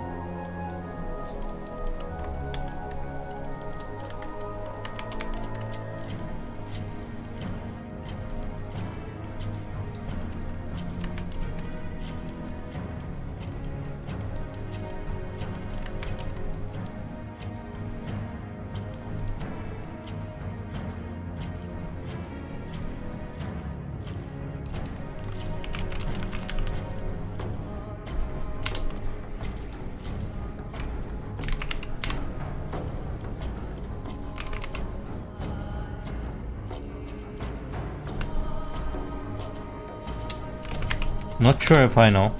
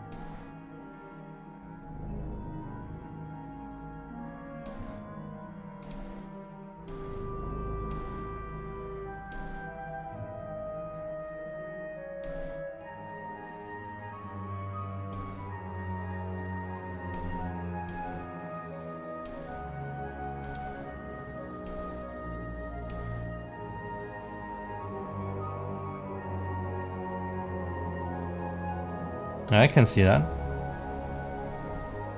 Can you add your own?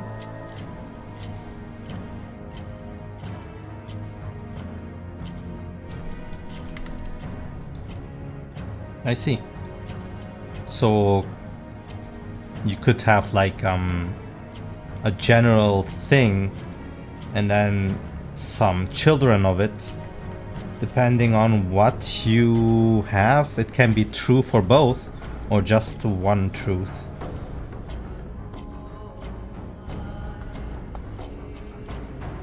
I see. And then you can ask, hey, does it have a status effect? That could be true for burning or poison. And then you can ask, is it poisoned? And for burning, it would be false. I see. Yeah, that's nice.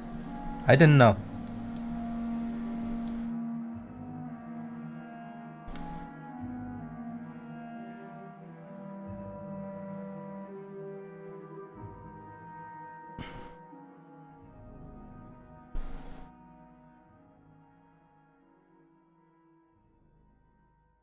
Yes.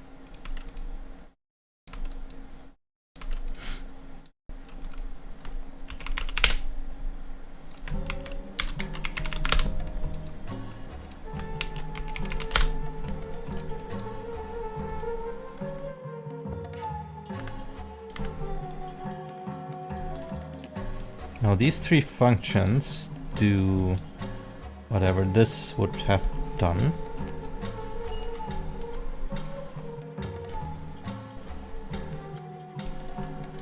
But in a more complicated way. I wonder if whatever I just did here is a good idea. But the thing is, we will reuse this in a later stage, so maybe it's a good idea to make it like this? I'm not sure. I feel like having this more complicated as a atomar function is a bad idea than to have this as a spaghetti for compiler reasons. I mean, it's just this one more or two more executions, but still it's like 6 executions more than this. Plus a nesting where you have to go inside, so 3 executions. I don't know. Feels dirty. In reality, it's probably nothing, since it just asks it one time. So maybe for readability, this is better.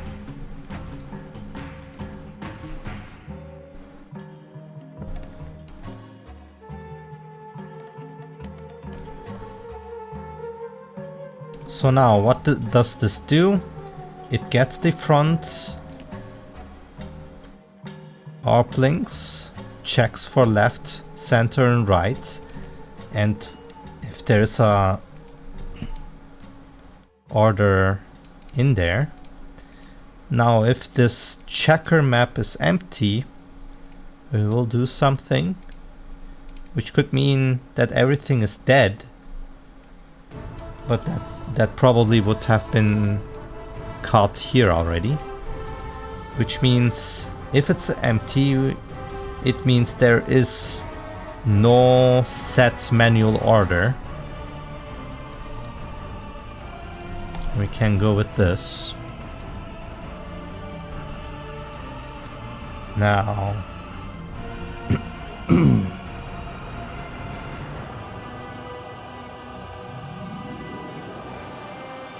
the thing is, I probably shouldn't check like left, center, right. I should check the names or the keys of the front whatever for each and send it through, because we don't know how many there are for round 2 and 3, since we will remove them. Right? Are we removing them though?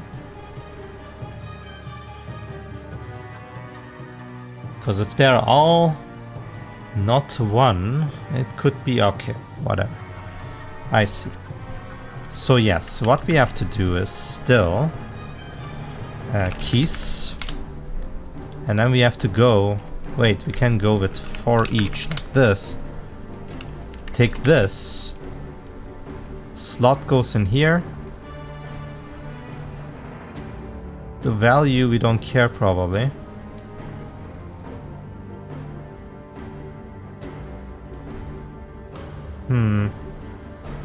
Which means, do we actually need this?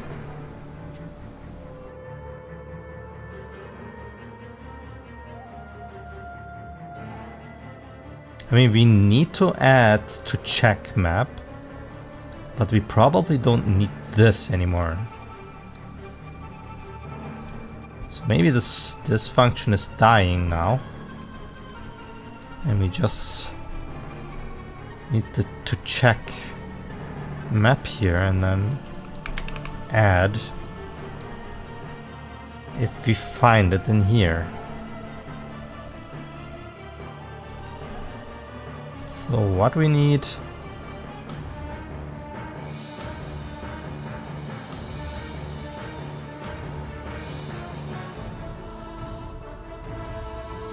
would be the fighting entity.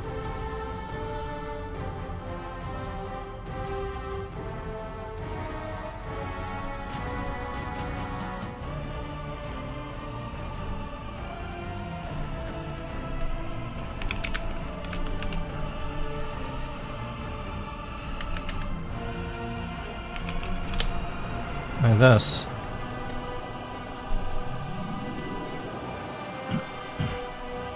Which means we need to be sure that this exists.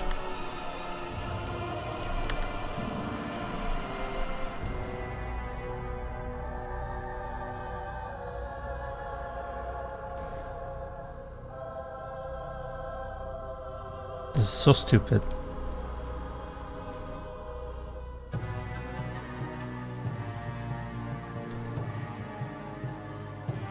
And we don't even need to check if it exists, because this makes sure that it exists. By the way, you can replace the set local found with an OR bool. Wait. Wait, where?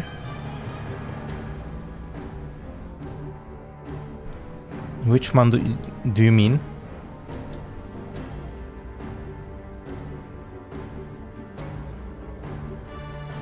The same internal function, this one?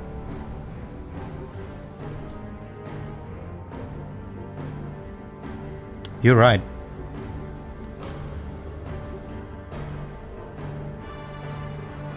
We can then also remove this. No, we can't remove this. No, I can't do that. This cannot be an OR. Because I am checking if left, center, or right. And then if that integer for left is correct, then we set it to true. So it goes either here, here, or here. If I set OR, then this would be always true, kinda, which is not correct. We are checking for one slot. So I cannot do an OR here.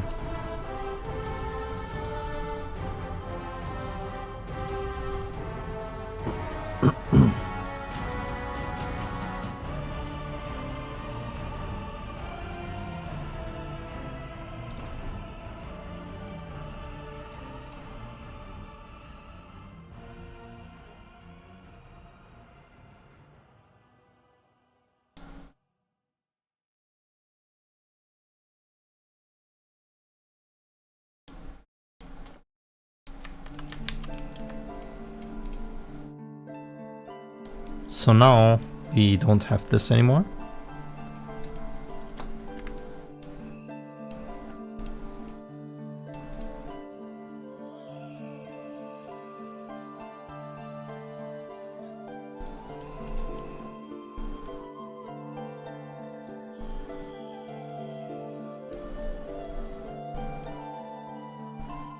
I hope I'm not losing anything.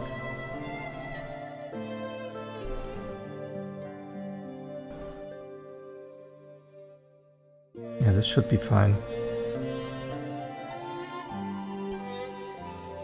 This knows its location.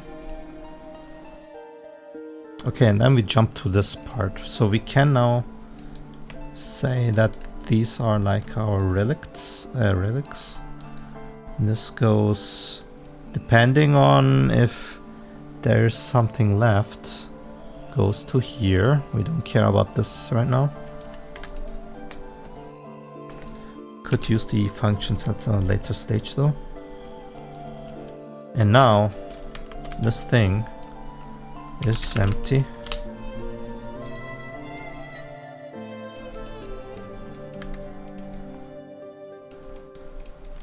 And then with the length. Now, with the length, I'm not sure if this is necessary. We need to find out, but we need to check if we find 1, 2, or 3 of the order.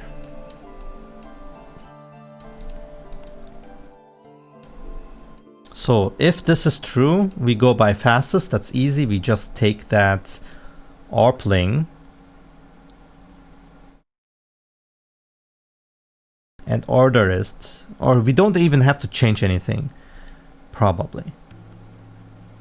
We need, oh my god, okay. It's a little more complicated. We might need to set order speed for the entity for that round, which would be the same as speed in this case. Else, if you have one order, we now have to check if there is a faster Orbling than whoever is in this map. If yes, his speed needs to be now reduced to this one's. But what do we do if there are two? Then we have to...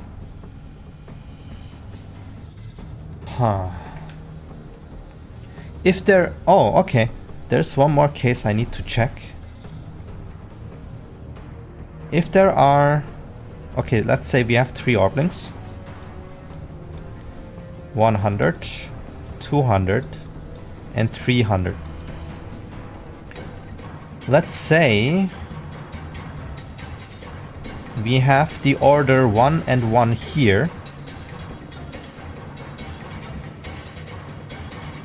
We don't care who is first, but we don't want to reduce this guy's speed now, right? Do we reduce this guy's speed to 200? No, because then the other one wouldn't be 1, which means this guy needs to be 100 now. Oh my god! So many cases!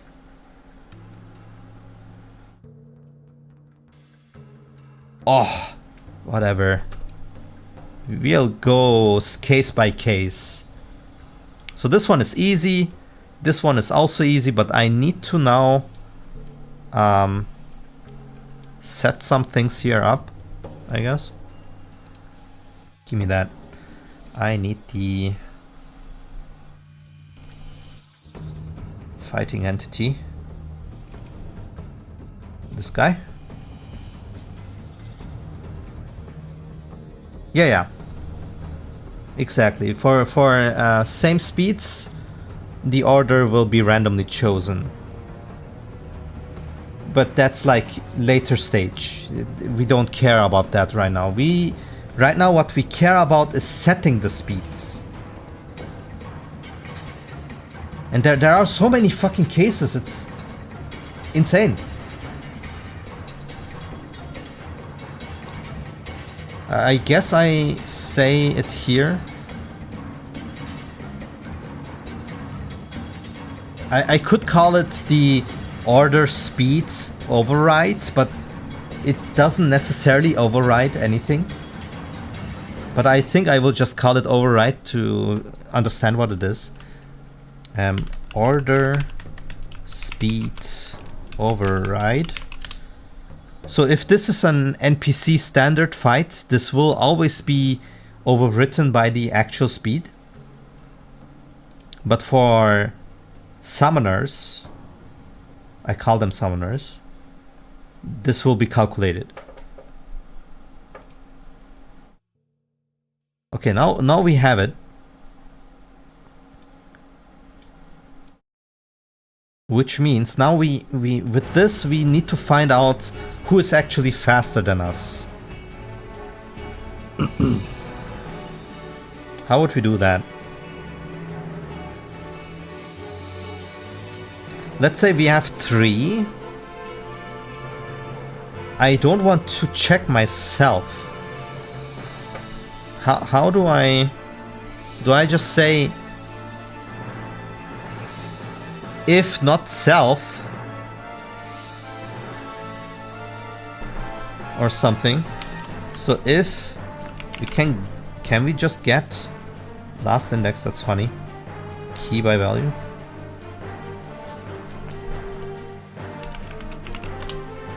So we just get whatever is in here because we already know there's only one thing in there.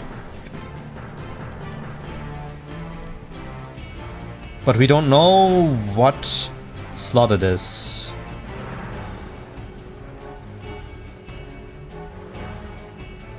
If entity not self, I see.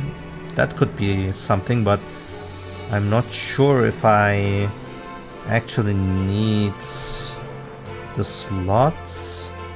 Now that might work actually. To check map, and then we just go front FE here for each, and then say it's not the same as this guy. Thank you for the tip. If true, then set override speed to get stat. Shit, we need this.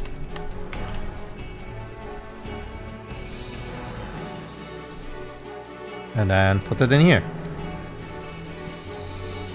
So make that unfortunate guy slower. We also need to put this guy's speed into whatever it is, though. So actually we don't ask this every time. We go in here, and before that, for each, we set this guy's speed to that too. Like this. This goes in here. This goes in here. And the true we go in here and take this in there. So this case is also now done. This case is not done, but rather trivial. Let's do that one too, real quick.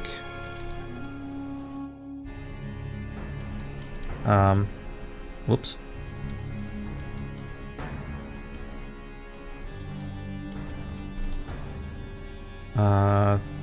Do I need to go to check or just to front? No, we can't even go with that. We go with this for each and then say we get the speed and override speed into there. So that's also now done. So case nothing is found is covered. Case only one found is covered. Now let's do the case for if we find 2. And I'm not sure if finding 2 or 3 is maybe the same.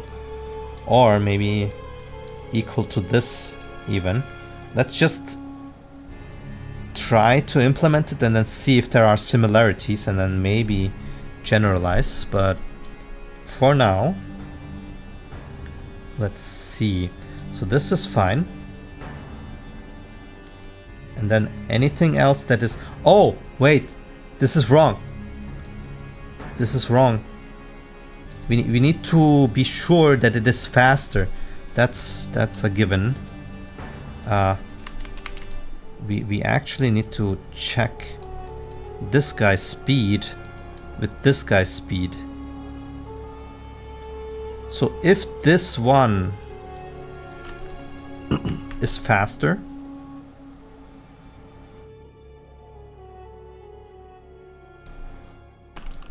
if true, then the override needs to happen.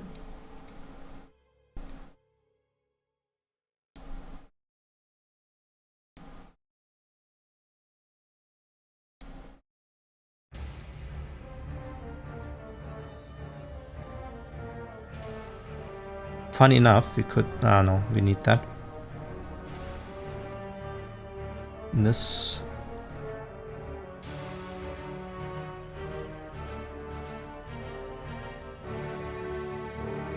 So if this is false, the override needs to be its own speed. For now, like this. Actually, this is probably not good. I think we should set the override speed at the start of everything to their own speed. Then I don't even need to do this at this stage, right? There should be probably something here, and we can just ignore whatever happens there. So this is like before everything else.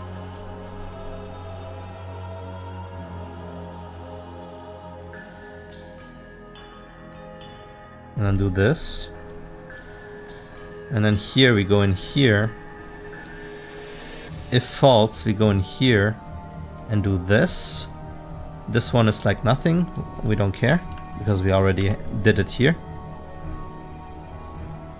Not sure what we do here. I mean, this would be complete, which means this goes into nothing if it's empty. Should I check if it's empty to ignore everything else? Oh, the lurker is writing now. Hello, Meta! Hello, hello. How are you doing, man?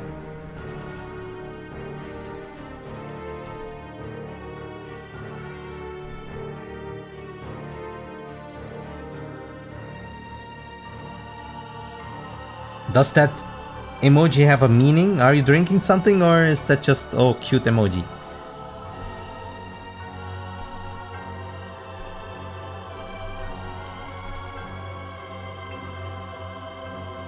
Both? I see. How are you doing, man?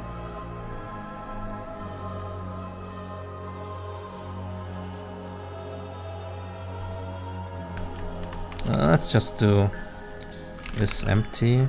It's not empty. If true, then just go in here. Because if it's empty, there is nothing to do.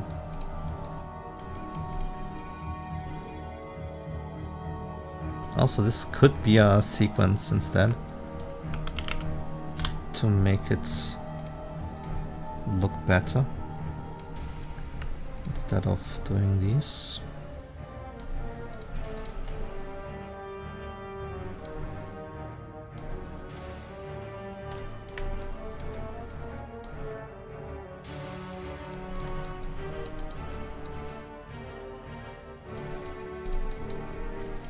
Don't care about these. Okay, so we check.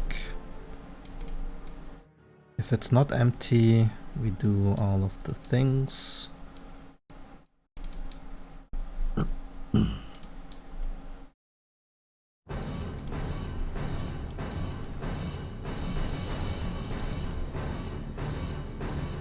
Here's the important stuff. Now here, if 2, and if this is false, then that means we have 3 in there.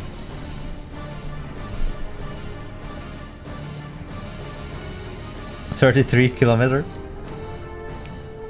Maybe talk with Alesnia about that. She also loves to walk around or jogs, whatever, right?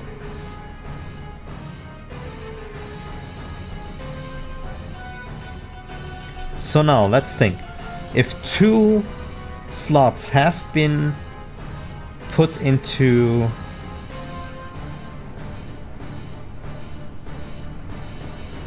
a manual order, let's say 1. I mean, yeah, we are checking 1 right now. We have to check 2 later.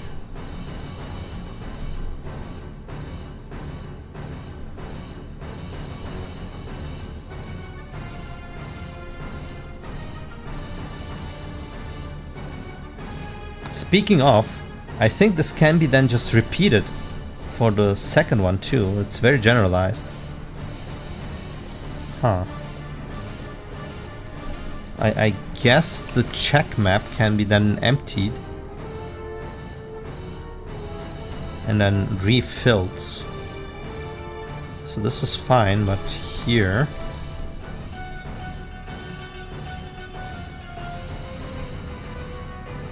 do I just say that check 1 is emptied here with a clear? Probably should do that, right? Clear. Look like this.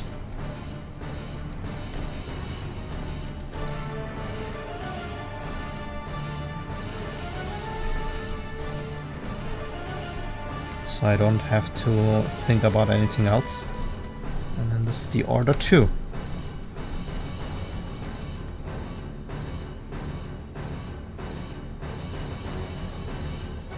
That looks like a game I got. What kind of game?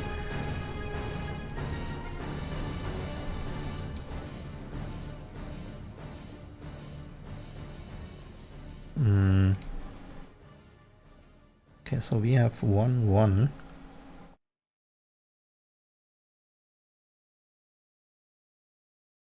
Now we have to check the third one. Okay, we have to check which one of these is slower. And the slowest one needs to override the last one.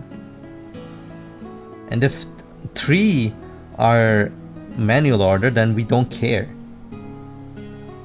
Then it just means we can ignore everything. I guess. It's pretty simple, actually.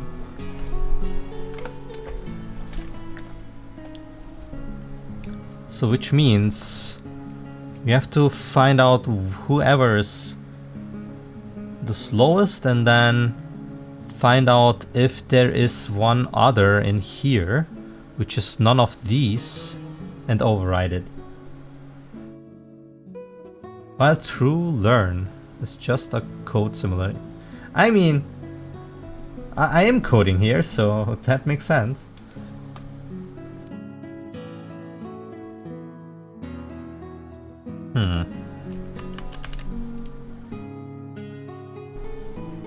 Now, how do I do this correctly?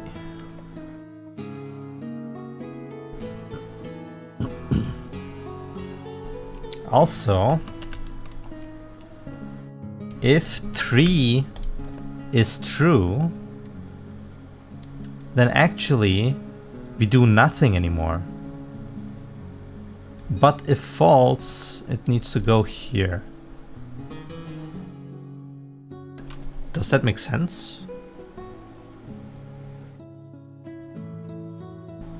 We also need to check, hey, if this was true, then it needs to go to the other things, right?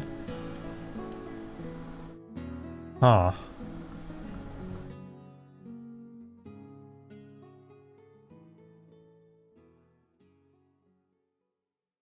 So yeah, if this completes, then it needs to go down here. And if this completes, it also needs to go down here. This is really, really messy. Really messy. This needs to go down here too.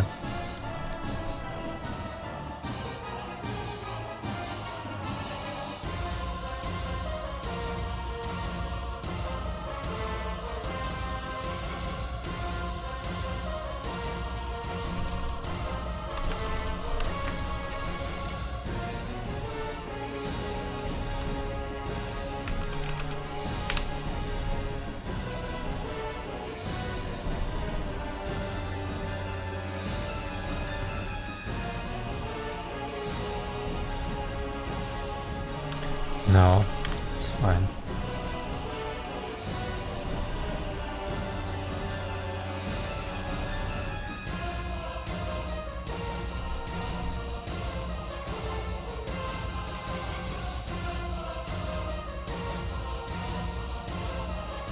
Yeah, correct.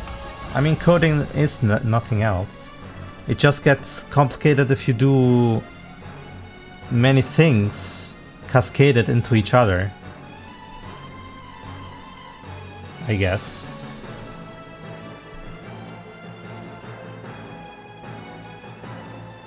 I mean, the trick of programming is making things simple. The more complicated it gets and you don't simplify things, the bigger brain you need.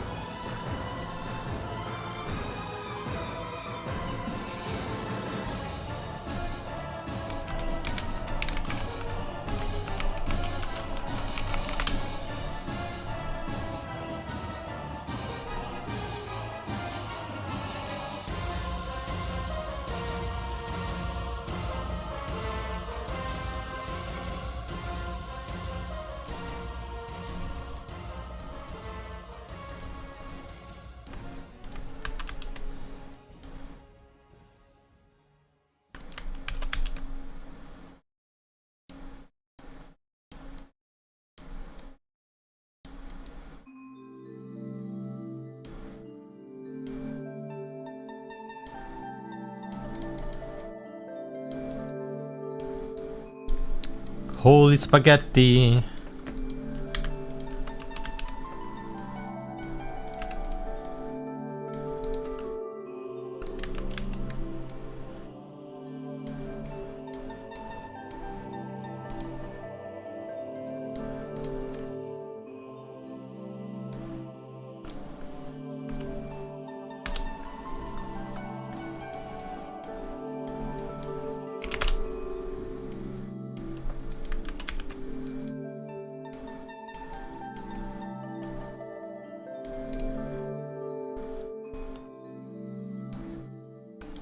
Okay, with this we have that. And now we have to find out which one is not one of these. Which means we could go with keys. And then it's like contains.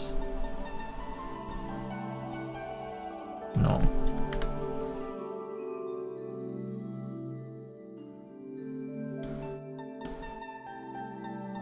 Keys. Remove items. Can I just do that? That would be fine.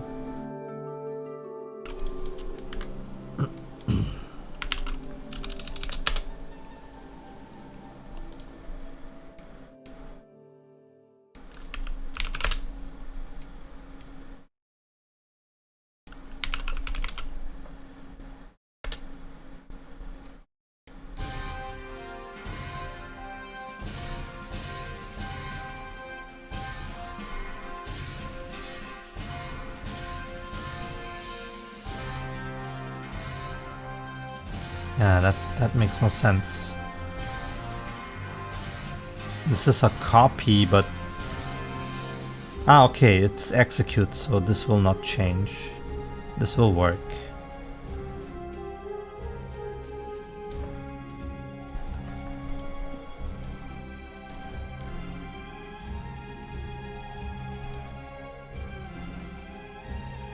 So front, get keys. Then the check map keys. We remove anything from whatever is here. Oh, that means we could also end up with a map that has nothing in it. If this is only 2, oh shit, dude. Oh, fuck. I'm only considering full fronts right now.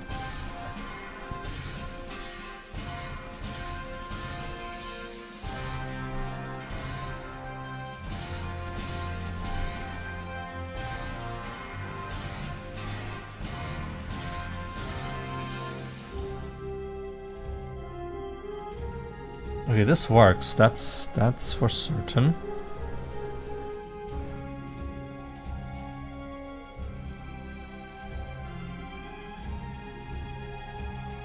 I think I need to make this stupidly simple, or else I will die on cases. Like the other ones, they are fine, they just work, but this one needs special care.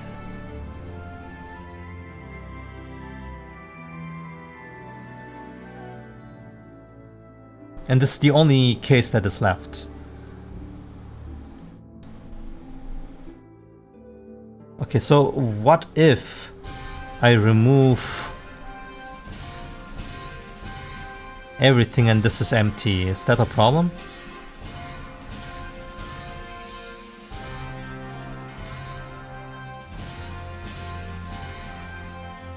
Probably not.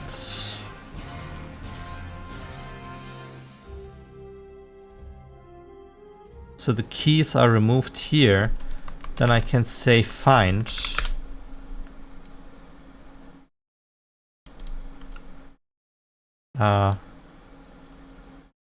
For each makes no sense. Get. Wait, if I remove an item from this array, does that mean that it gets re-indexed?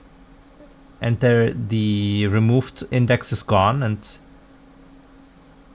if there is only one item there, then it is always the first index? Yeah, me too.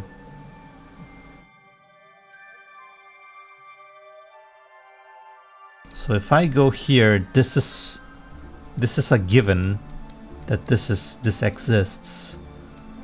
This is my assumption, which is scary. So we removed everything. If there is nothing in here, then we have nothing to do. But if yes, then we have to overwrite. If true, then we have to override with this local lowest. Like this. And then we are done. Wait, what am I doing? Override. Speed set. Like this.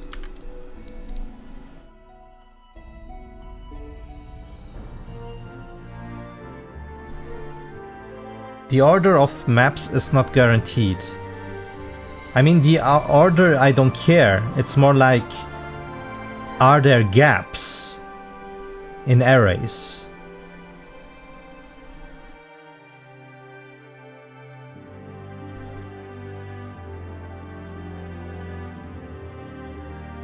But I want them to be a key. This is actually what I wanted. I'm not... I certainly don't want a reference. This is like just the copy. I don't actually want to remove anything from the map. I want the copy of the array to remove some items.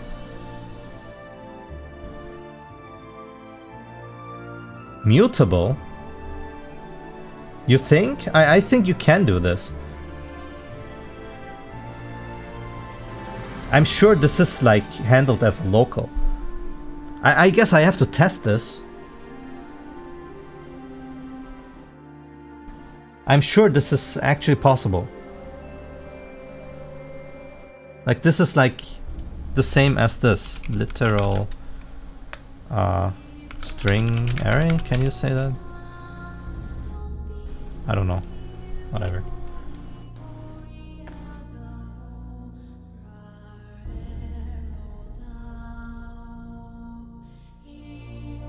Okay, so technically this code does exactly what I want.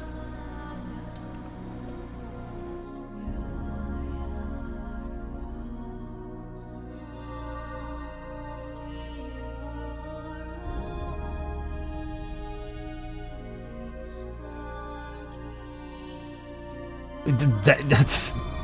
You cannot remove a key from a map like this. This is just not possible.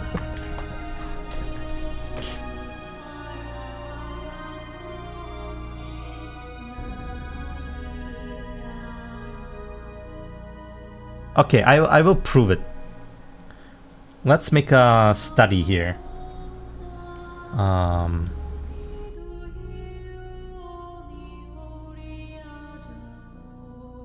Let me make a stream study function. I get a local with an array, a map actually, and this can be whatever, right? We don't care. Or do we care? Let me think. Do we actually care?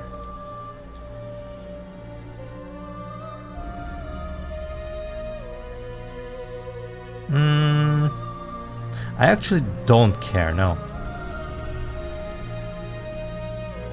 Okay, so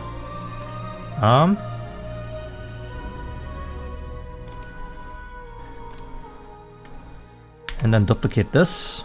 Alright, so this one is full list and then removed lists. In the full list I have orb Orbling 1, Orbling 2, and Orbling 3. In the removed list, I have Orbling 1 and Orbling 2.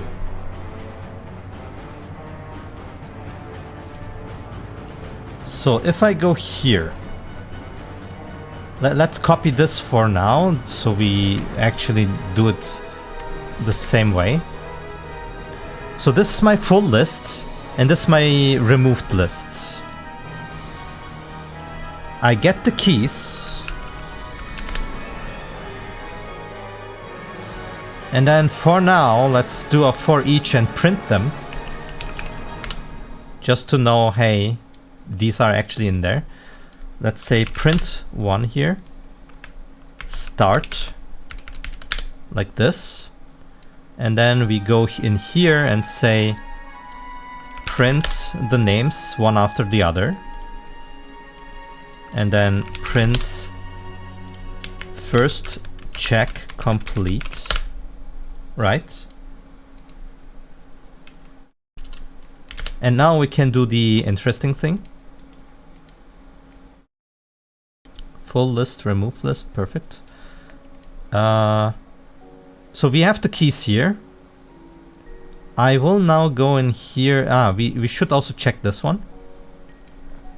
Keys. Go in here, do the same thing. Kinda. Please. Okay. First check. Second check, or let's call this a removed check, and the full check.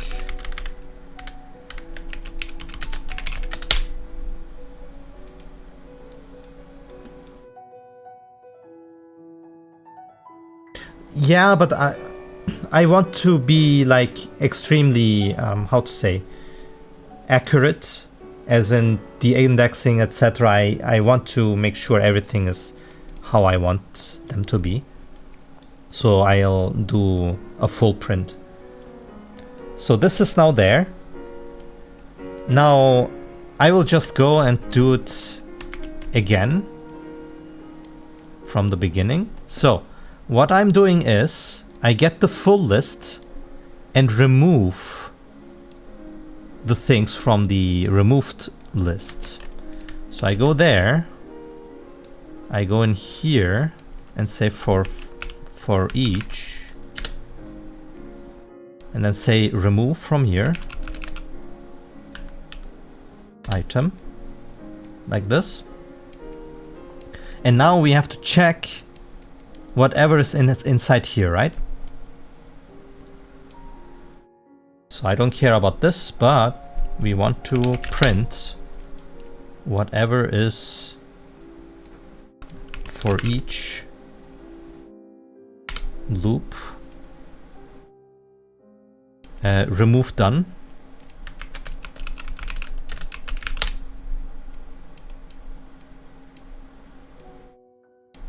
And then say removing print append removing, like this, and then print, and then print done, right? This should make sure that our assumptions are correct. Am I missing anything? We could go with a full thing actually afterwards for each to make sure that it's actually not manipulated. Copy check, and then print, and this is the end of map check. End of map check. All right. So let's go to, oh, we have a, what?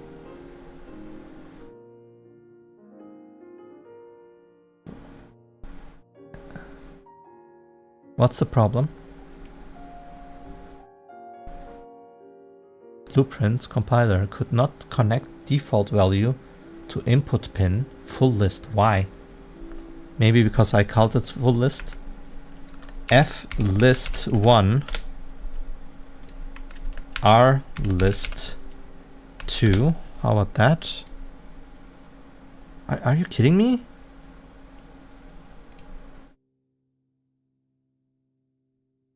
Why is this an error right now? Must have an input wire into them.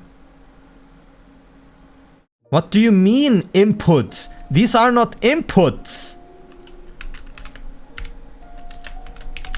Are you kidding me?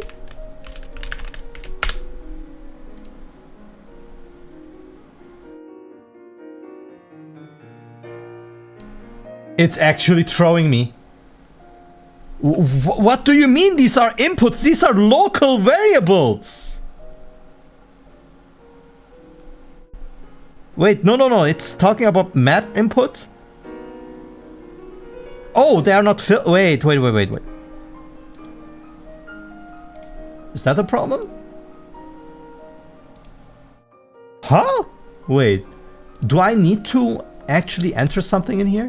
Are you dead ass?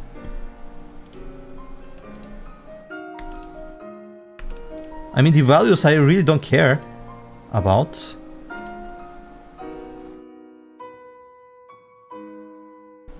What the fuck?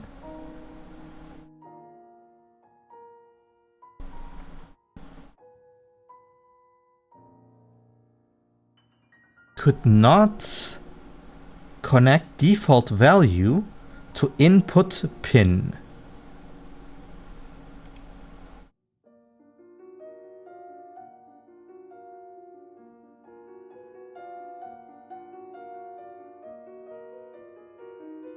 Oh my god.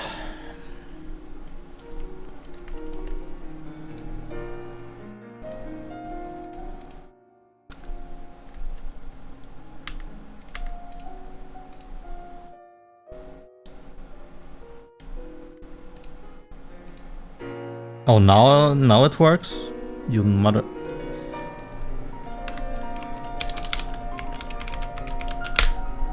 It's actually garbage.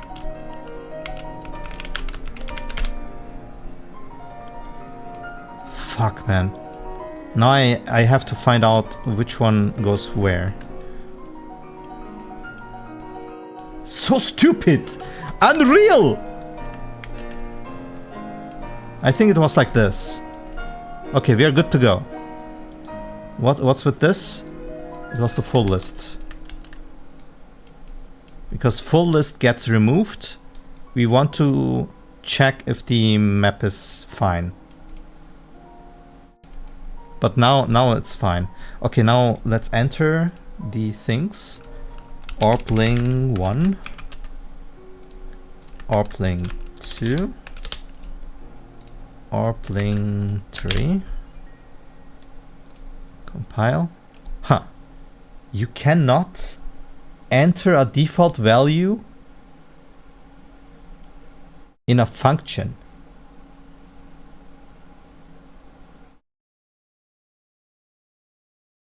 Fine, I'll do... it's so stupid. I'm losing brain cells. Full list. Removed list. How about this then, huh? Huh? Are you fine with this one? Oh my god, man.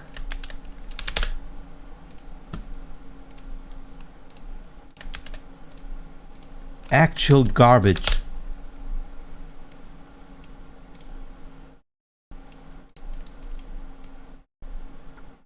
Okay, again. This goes in here, this goes in here. Goes in here, this goes in here. So there you cannot have default values for local maps. Why is that a thing? Excuse me? Why can't you have default values for local maps?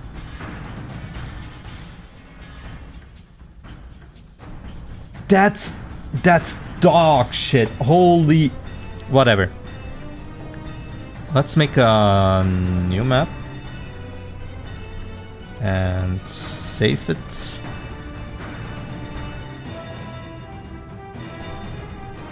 Battle controller, save inside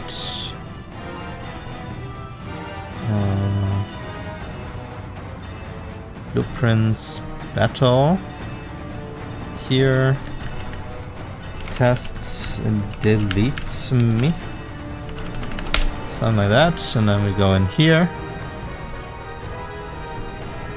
get this one, and then stream study, do it here. All right.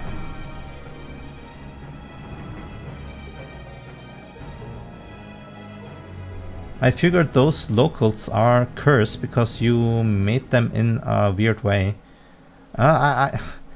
No. I think if you make a function and then add okay, let me prove to you it's not my function. Look, I go in here, I create a fresh function. Nothing is in here, right?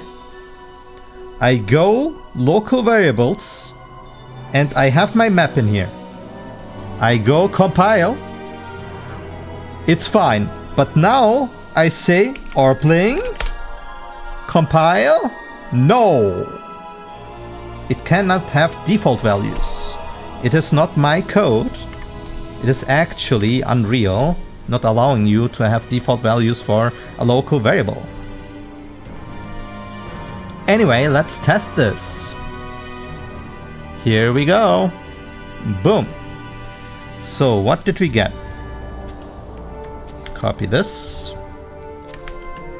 And then we exit this.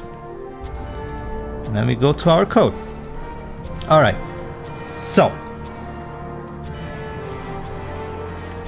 we have start. We check the content of full list 1, 2, 3 and the removed list 1, 2. They are fine. Okay. Then we go here, we remove stuff and we print that we removed something. 1 and 2 are removed. Remove is done here. And then we check the array where we removed something 1 and 2, and there's only one thing in there. And then we check the map again and see 1, 2, 3. So my assumptions are correct and it works.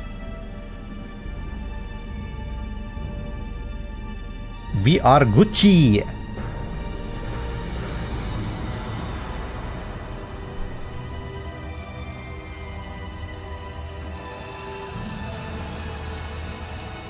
You can modify because it's a copy.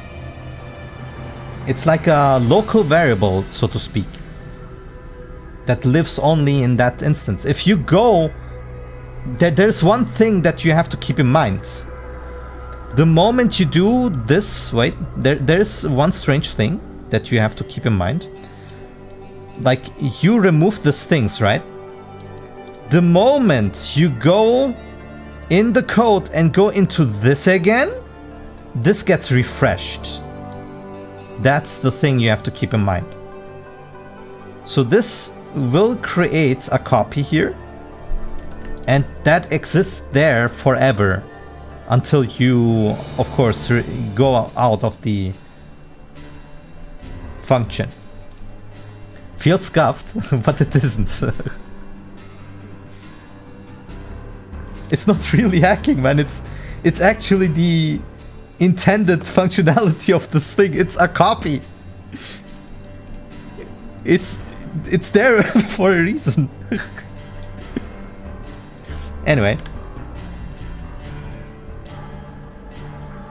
Yes, remove this, please. I don't care about this one.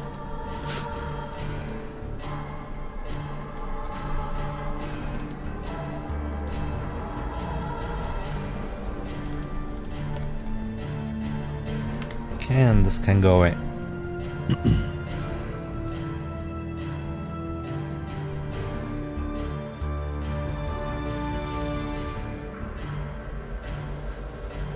I hope this is not a problem. Anyway, let's continue. So this thing actually works. I just need to make sure that it is doing what I want. Overriding the speeds if it's lower. Correct. We remove anything from checked. If this thing is 0, find 0. Now this is problematic. This could be empty. This thing could actually be empty, and this would throw us a warning. That's not good.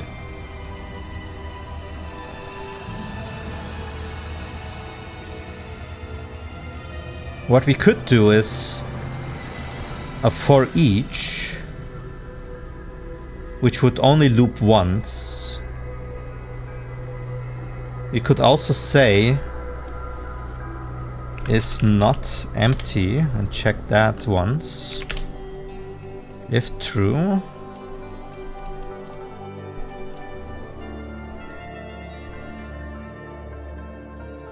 and then front Orblings that is not one of the chosen ones is in there.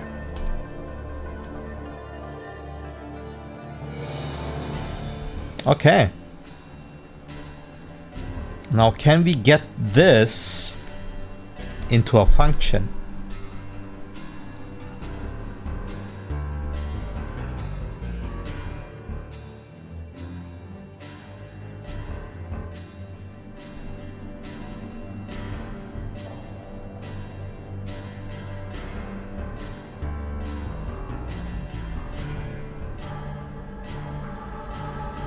Probably can.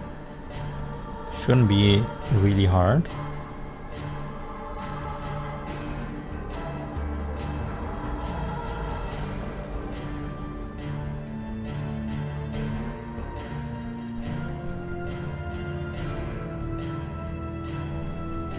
We just need to be sure that this thing aborts everything. So we need like a bool that says continue, and this sets it to false.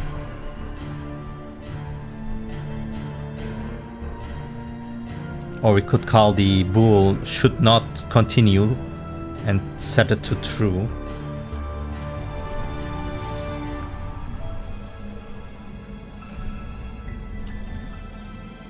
What do we call this? Override speeds or something.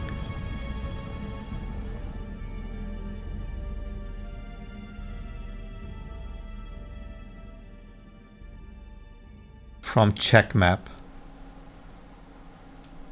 Yeah. Override order speeds by check map.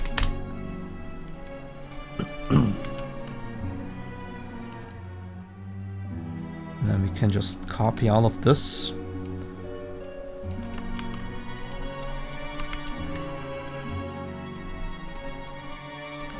And we need the reference to the check map.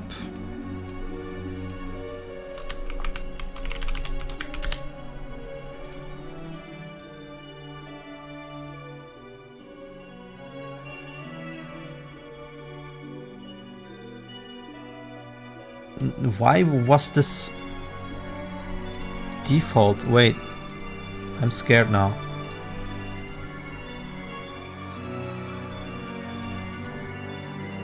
What? Why was it that like that? Interesting. Extremely scary. Anyway.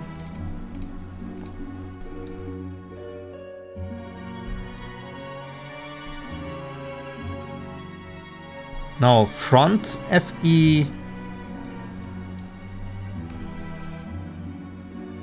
We do not want to do anything with, so that can be false for both.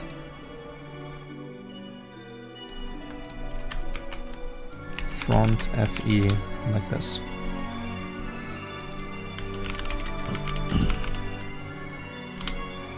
What?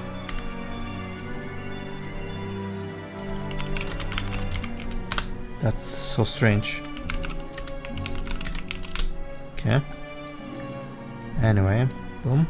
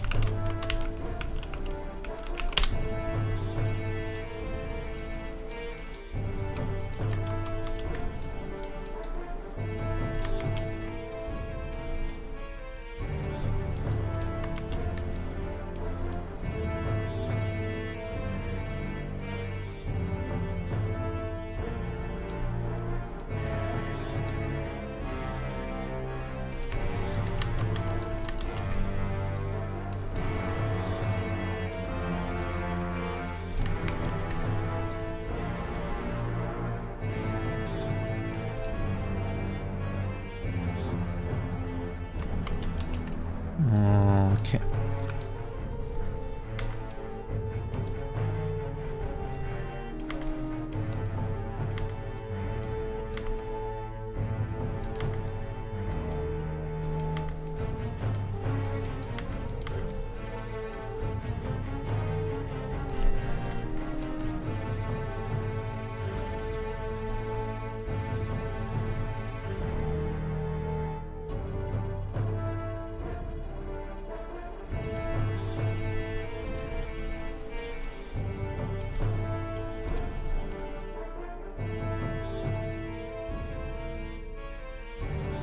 Like this, right? Should be now.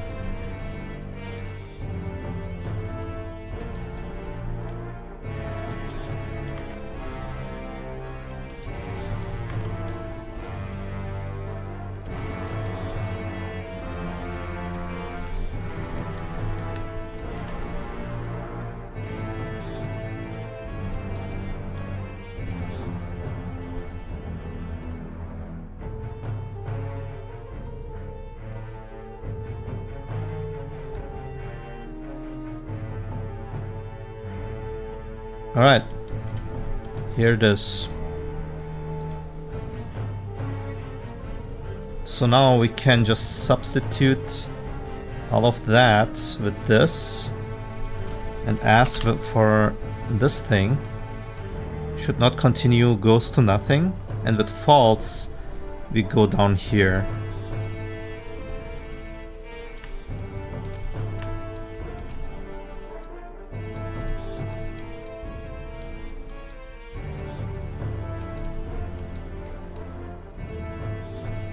Hold on, what's going on here?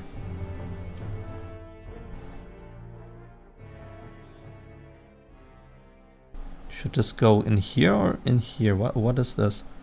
Ah, wait, we substituted. Substituted. I cannot say the word. Help. Anyway, false. This should have went in there, but whatever. When this is done, goes in there, and if this is true, goes in there. So we are golden. Let's remove this.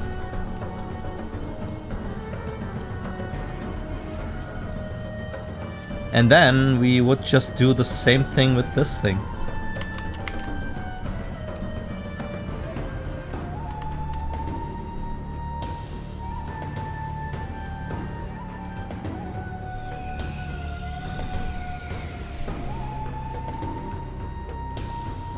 The second one, and then just do the same thing here again.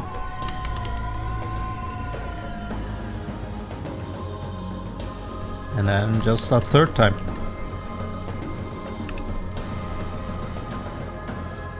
Like this. And then everything is ordered. No need for this anymore. Okay, with this I would now have the Orbling speeds, but the next step would be to actually determine what competitor to start with. And that's actually easy. I would just need to compare the competitors' front Orblings.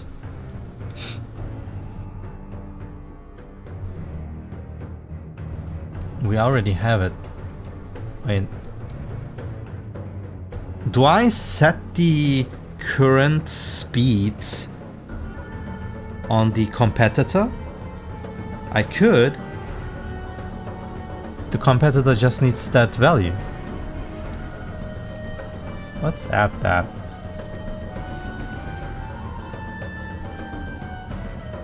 Here. This one. And then current front speed. Like this. And then all we have to do is we get the get competitor, set current front speed, and then let's think.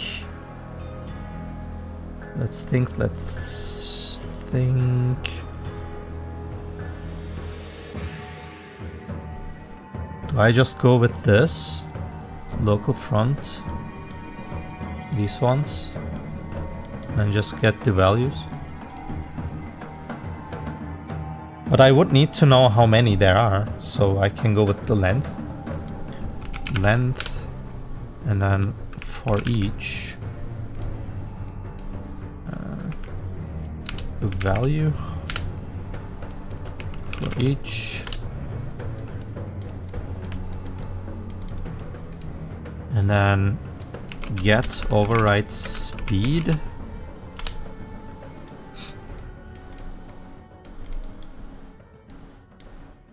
And then speed sum. We don't need this anymore. Local speed sum.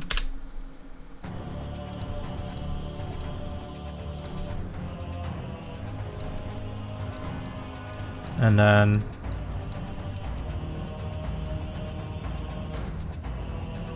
speed sum divided by the length. And we return that, right? Or no, we just save it into this. And we're done. I got the same error. Yeah, I guess it's an Unreal bug. I think there is something happened with Unreal, and you cannot save local defaults. Why ever?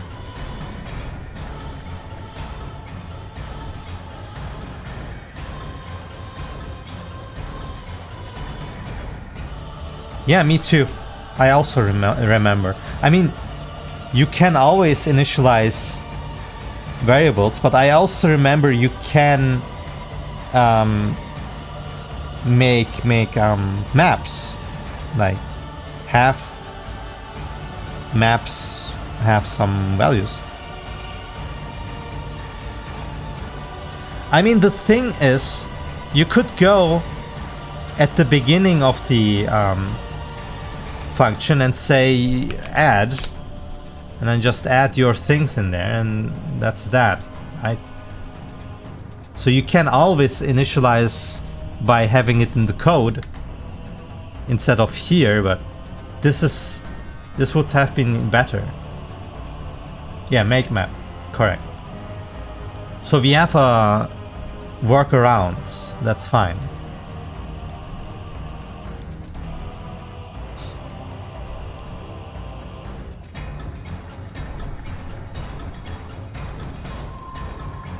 Now, whenever we are aborting, we need to end up here.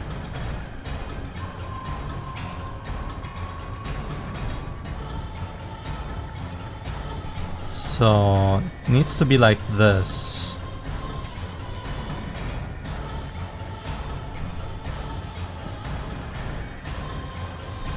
A better way would be probably to say sequence and then go in here.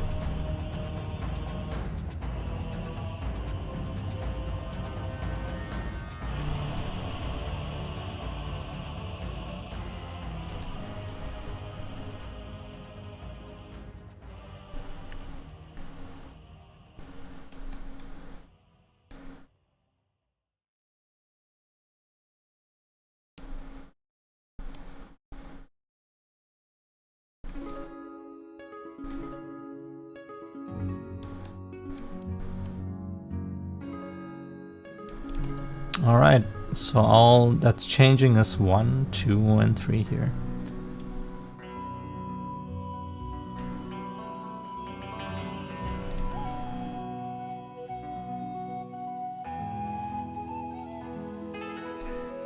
I think this is the first time I'm using a bool for aborting.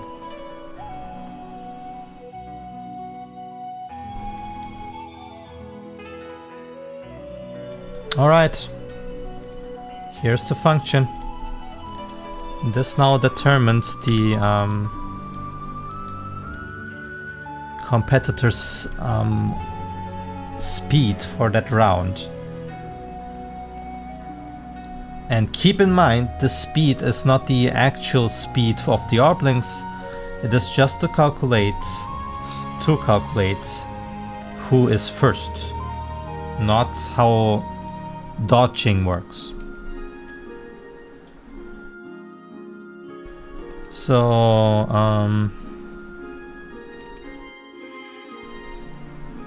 in here now we can just go with this and this, competitor 1, competitor 2, and both competitors now will save their speeds, and then we can say get speed, and then check whoever is faster, right? And then say first competitor and second competitor in a variable here, and then send them through for first and second and evolution, whatever. But I think that's it for today. We just should maybe put this in here so we know that it will go like this and the rest will be removed. Sequence.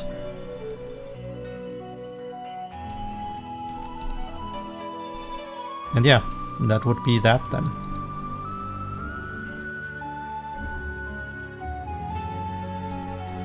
All of this can now go away.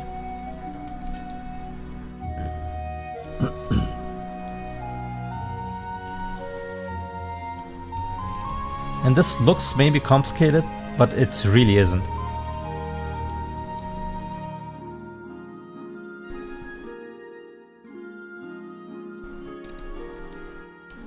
It's extremely easy, actually. The only thing that is maybe a little complicated is this part. If you don't know what's happening in front, you don't know what's happening here. But there is some text in there, so it should be actually pretty easy to find out. I hope this code functions. I cannot just test it, of course. But I'm pretty positive that it is doing what it should do.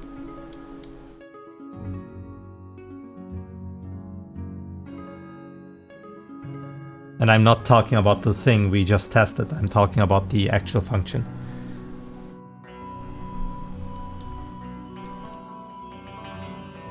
So yeah. I guess that's it for today. A little longer than usual. Because I had some fun doing this. Finally, I was rested enough to be able to concentrate extremely well. And it was actually a more complicated thing to think about. Maybe I should make this a little prettier, but I don't know. This is actually maybe important that this goes in here. So yeah, this is fine. Anything else? I think I will continue here, because we now need to set the competitors for first and second, and then go to the next phase. I will probably skip the evolutions phase for now, maybe. I will need to look next time. But what is important is for the abilities, we need to make abilities, and when we have abilities we can also implement the item use. But yeah, that's it for today. Fifth function, Leo, Meta, Phil, Scene. Thanks for tuning in. Lurkers, thanks for watching. Everyone, thanks for watching. Thanks for the support. And I will see you guys next time. Bye bye, monkey.